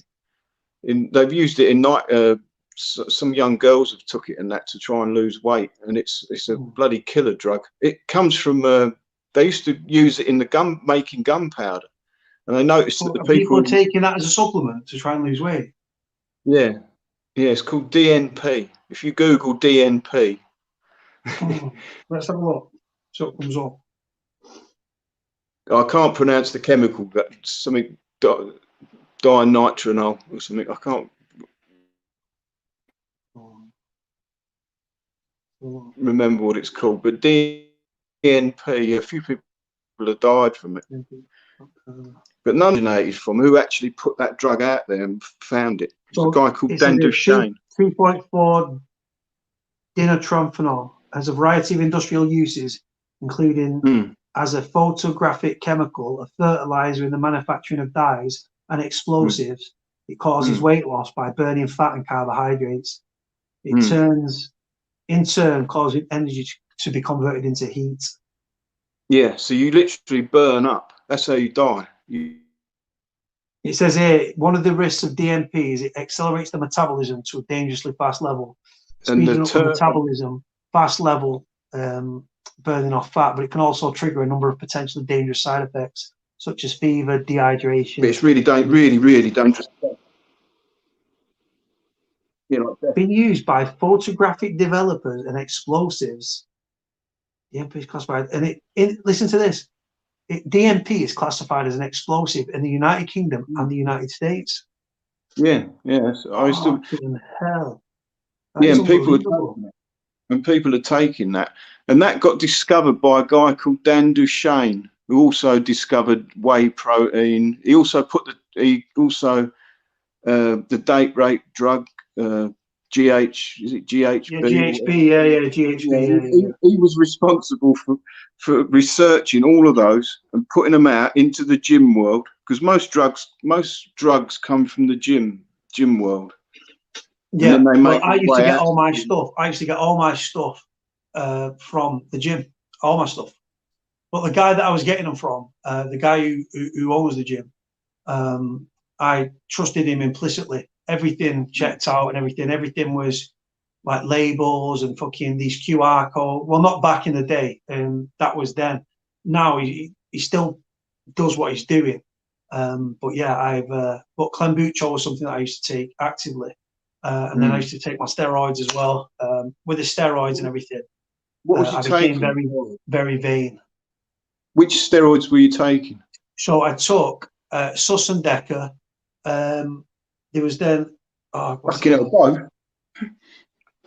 was offered growth hormone, but I never took growth hormone. But I used to take. I can't even remember. Sus and Deca was the main one. There was like Gold Top Deca and this Sus stuff, and there was something else, and it was like a build. And I used to just go in and I'd say, "Look, this is what I'm hoping to achieve." Gold Top was called Gold Top was cypionate. Yeah, possibly. I used to just go in and I'd just say to him, "Look, this is what I'm looking to do," and he'd be like, "Right, try this." And he was a bodybuilder himself, so I sort of took what he said at face value, and I respected. I believe they give you the impression that you can't build muscle without taking steroids, but that's wrong. Yeah. You shouldn't go back and think about using them. Do you know what? The one thing though at the time as well with the steroids is I had a very quick fire temper, and steroids, that archetypal, what's the word? Archetypal, like red mist and stuff. I definitely got, and I was working the doors as well, which didn't help. You know what I think roid rage is? It's roid rage, isn't it? Yeah. You know what I think they say? It's too much testosterone. Yeah. I think it's the opposite. Do you know what I think roid rage is caused by when too much estrogen. It's when you take a lot, because men produce estrogen as well. But is this the female hormone? Yeah. Our estrogen comes from our testosterone. So the more testosterone you take, the more estrogen you produce. And then if something goes wrong in your life, like you have a breakup, you literally go hysterical like a woman. And that is roid rage. It's too much estrogen. It's not too much testosterone. It's not like, I've got too much of this massive male hormone in me. I'm raging. No, it's your estrogen, your female hormone. Yeah. Well, has the gone one up. thing I used to there's You'll another cry supplement as that I well. took from the gym was called naps, and that was to revert because there's a thing in the weight, like when I was taking steroids, called bitch tits, and bitch Yeah, I tits, got that. bitch tits referred to the estrogen and started to develop breast tissue, and this medication that again was over the counter from a certain gym They're used to anti-cancer reverse drug. the thing. Yeah, what's that? That's an anti-cancer drug, the one you're talking about. That's what they do. They're anti-cancer drugs. They give them to cancer women with breast cancer because it gets rid of estrogen, which is not good from when they got breast cancer. I used to take it because I was starting to develop breast tissue under my nipple, and this was a way of reversing that. And again, it's the dangers of taking steroids and everything like that. So yeah, I used to get painful lumps in them and that when I took a lot of stuff. So I smuggled when I was younger, so I'm not going to get into trouble now. But when I was younger, I smuggled stuff back, steroids and that. I was well into it. I went out to Egypt. And brought a load back. Oh, you know, I wonder what the fucking penalty would have been back in the day for doing that. Because if you would have got caught by them, fuck going to prison in Iraq.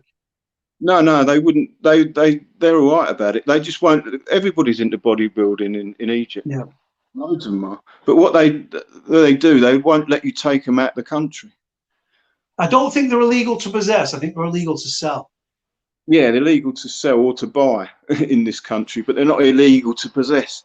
But the mistake I made when I went to Egypt, because it's Sustain on 250. I found out they manufactured it in Egypt. So I went out to Cairo and went to the main factory where they make the stuff. And I made the mistake of saying that I was going to take it out of the country, and they wouldn't let me. But the guy I spoke to at the actual factory in the reception, he was a bodybuilder, and used to be. Showing me pictures and that. And I told him what I wanted. I wanted like a couple of thousand ampules, but I didn't want all the packaging with it. I just wanted the glass ampules. So because it's easier to bring them back like that. So, but as soon as I said I'm going to take them out of the country, that was it. He wouldn't do it. They wouldn't do it but he said to me, this guy, I had a taxi driver. He said, this guy take you around all the chemists. So that's what I had to do. I went around just about every chemist in Cairo. I bought every steroid they had in the shop. So have you actually taken them yourself, or was it just to sell? Yeah. But obviously, we're talking back in the day, just for anyone that's wondering. Yeah, years ago. Oh yeah. So why did you stop taking them? That all kind of stopped when I started as a driver for the escort agency. I took them for a little while, but I ended up not being able to go to the gym, and it's a mad kind of life that driving the girls around is back then anyway was mad. It sounded like you were driving them, but did you double up as like a minder? Because you was obviously a heavy set guy, big set guy. Yeah, you minded them and that. I mean, mind you, most of them can really take care of themselves, but there are a few nutters about. I mean, one girl, I actually started going out with her in the end. She lived in Plaistow, right East London, and we went to somewhere actually in Plaistow, and I didn't know all this. This all happened like I didn't even know anything was wrong. But if it was like a block of flats, most of the girls would want you to sort of hang about in the stairwell or in the flat somewhere, not just outside houses. They'd usually be all right with you just sitting in the car, like. But if it was a block of flats, they'd want you to sort of wait on the stairs or just, be around, and that's what I did. And she's come out and afterwards, and what it was, this guy, his son and daughter-in-law were there, and they'd actually booked him, the father, a prostitute as his birthday present. Yeah. I mean, fucking hell. And this is in Plaistow, right fucking place. Real run down at the time. And so she's gone in, and I'm hanging about on the stairs, feeling right, you feel a bit awkward hanging about on the stairs in a block of flats sort of thing. And anyway, she's come out and everything's quiet. She's got this sort of, I don't know, half grin on her face. She didn't look right. And anyway, when we got in the car, she started crying. I said, "What's the matter?" And she's that fucking guy. I said, what did he do to you, like? And she said, "Oh, fucking no, he knows my mum. He knows me. He knows my mum."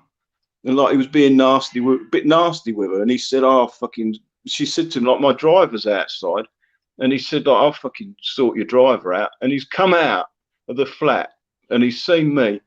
And he was as nice as pie to me. And he said, "All right, mate, yeah, she'll be out. She's fine. Just letting you know everything's all right." So, but he's told her he's going to come out and sort me out. But at the time, I don't think he would have really wanted to try. So he's gone from sorting me out to being the nicest guy in Plaistow. And then, like, she like started crying in the car afterwards and said, like, he was fucking being nasty and all that. I said, "I'll go back and sort." And he said, no, just like, he knows me mum.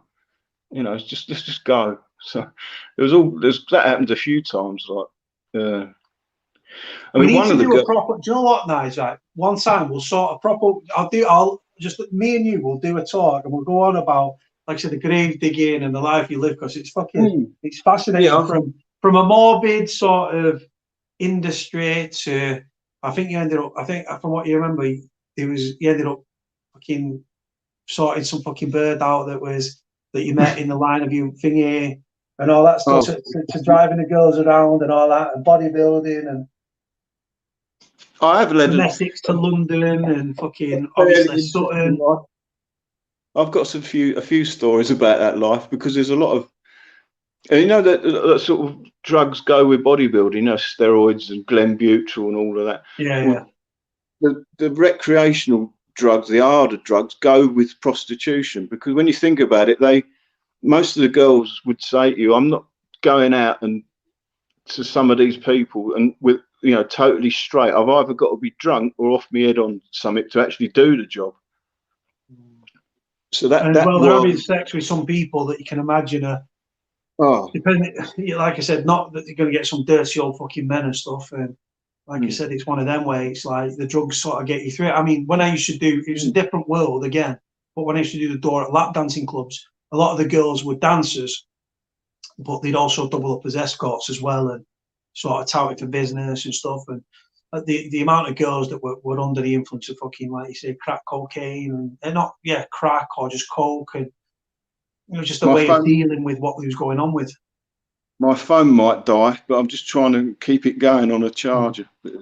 So if I disappear, I'll be gone for a few minutes. But yeah, we should do a live one. If you're free tomorrow, because what it is, I'm doing an interview. I'm going to do a live tomorrow with a kid.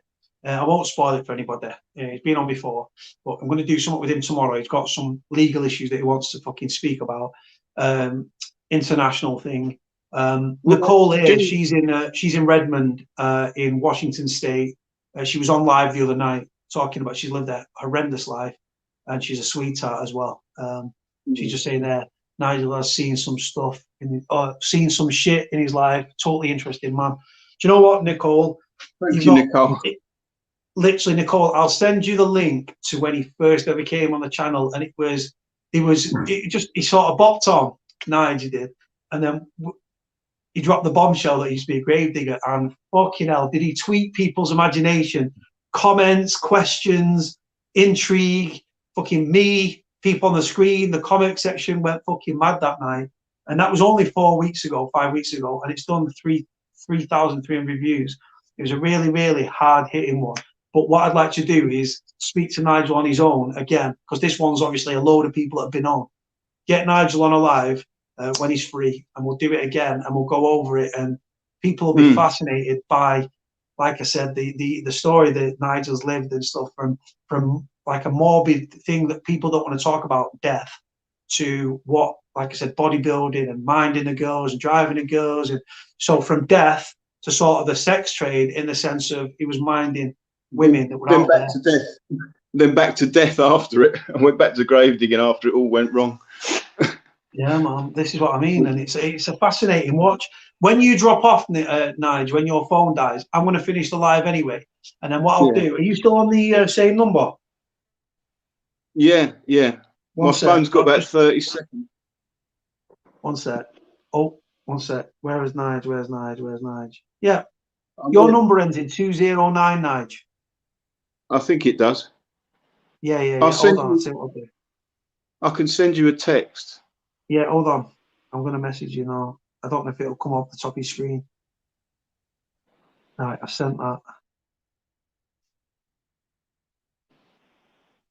It come up as I've got a. Yeah, that's me anyway. That's my number. Yeah, it's come up. Yeah. Yeah. What we'll do then, Nige, because your battery's dying and stuff, we'll knock it on the air.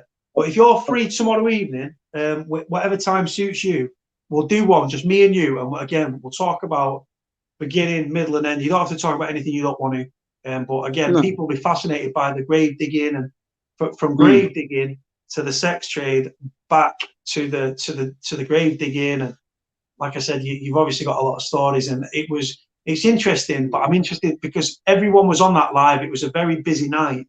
I'd like to just get me and you, and we'll just talk, and I'll just let you talk. I'll ask the questions, and we'll just do it if you're up for it. Yeah, definitely. Yeah. But everyone was missing you, though. Everyone was wondering where the fuck you'd gone, because everyone was like, Nige, you're such a fucking good guy. What a top bloke and all that. And you vanished. And the boys were starting to think, and the girls were like, have we done something wrong to Nige? Is he, where's he vanished? He's not explained. Why he just vanished and disappeared? And people was just sort of like, think that you're safe as houses. No, I'm all right.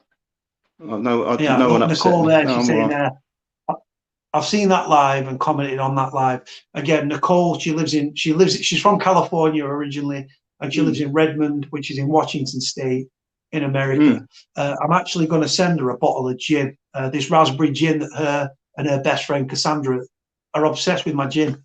So I'm going to send them a bottle of raspberry gin over to America at my cost. I need to look on Amazon. If not, I'll get it from the supermarket. Mother's Ruin, isn't it? They call gin. Yeah. Well, it was my nana. My nana used to drink it. I'm not even a big drinker, Nige. Alcohol's a natural depressant, and I'm not a massive drinker anyway. But my nana used to drink it doesn't go well with weight training, no. No, 100%. And that's the thing. Like, once that bottle's gone, that's it. If I never drank alcohol again, it wouldn't bother me. It really doesn't affect me. I don't smoke, I don't take drugs, and I don't really drink. And again, the steroid thing, I think I'm going to cut it out and just do it naturally. Once you've used them once, you don't really need to again, because your muscle memory will take you back to that same size. Yeah. See, Janice is saying there, another fabulous live. I don't know where Janice is from, but she comments a lot.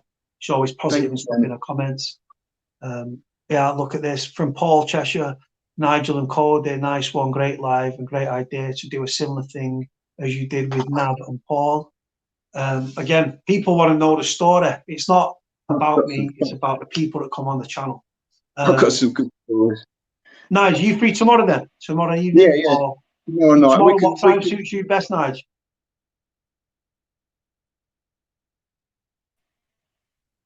9 o'clock. 9 o'clock, no problem at all. We'll do it tomorrow. So we'll do it tomorrow at 9. I'll just send you the link, and then we'll just do it, and we'll just jump in. And the stories of a grave digger, sex trade, your life, your story, and we'll do it. I only started. Hold on. I think he might have gone. Hold on. I think Nige's phone's died. I think Nige's phone has died. Hold on. Yeah, I think it has. Can you guys see Nige's froze on my screen, which normally tells me that his battery's died. He did say his battery was low. So do you know what, guys? We've done 3 hours and 13 minutes. We're going to leave this here. I'm going live at 1 o'clock tomorrow afternoon. Make sure you stay tuned for that. It's going to be a fascinating one. And also tomorrow evening, 9 p.m., me, Nigel, going to talk about his life, grave digging. The grave digging thing, there's so many stories. Some sad, some funny, really, really interesting and intriguing subject. There it is.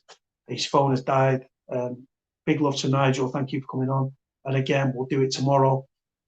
So tomorrow, 1 p.m. in the afternoon, we're going international. This is what we're doing. Going international tomorrow. You'll see some beautiful scenery in a beautiful part of the world. Tomorrow evening, 9 p.m., me and Nigel even are going to talk about Nigel's life, grave digging to working as a minder in a sex trade, and then going back to grave digging and everything in between. He's a lovely, lovely man. He's really, really nice. I'm so glad that he's popped up tonight because he was part of our inner circle. He's a fascinating guy. And he's a lovely chap, and you'll understand more tomorrow. On that note, guys, I'm going to leave it here. Like, comment, and subscribe. Give a thumbs up. If you haven't already subscribed, make sure you do. And make sure you press the bell icon as well. By pressing the bell icon, you'll get notified every time we go live, every time we upload a video. Again, 1 p.m. tomorrow afternoon, Monday, 1 p.m. live, international. So it's a couple of hours ahead of us, but we'll show you some pretty scenery tomorrow. 1 p.m. tomorrow, 9 p.m. me and Nigel. 2 lives coming tomorrow, guys. On that note, like, comment, subscribe, press the bell notification, put a thumbs up, and we'll catch you all tomorrow. Thank you for PD, Louise, Sezz, there, Kaden, Charles, Kaden's dad, who else? Katie, Kaden's missus, Nigel, and everyone else that's been on. I'm going to leave it there, guys. Like, comment, and subscribe. Hold it.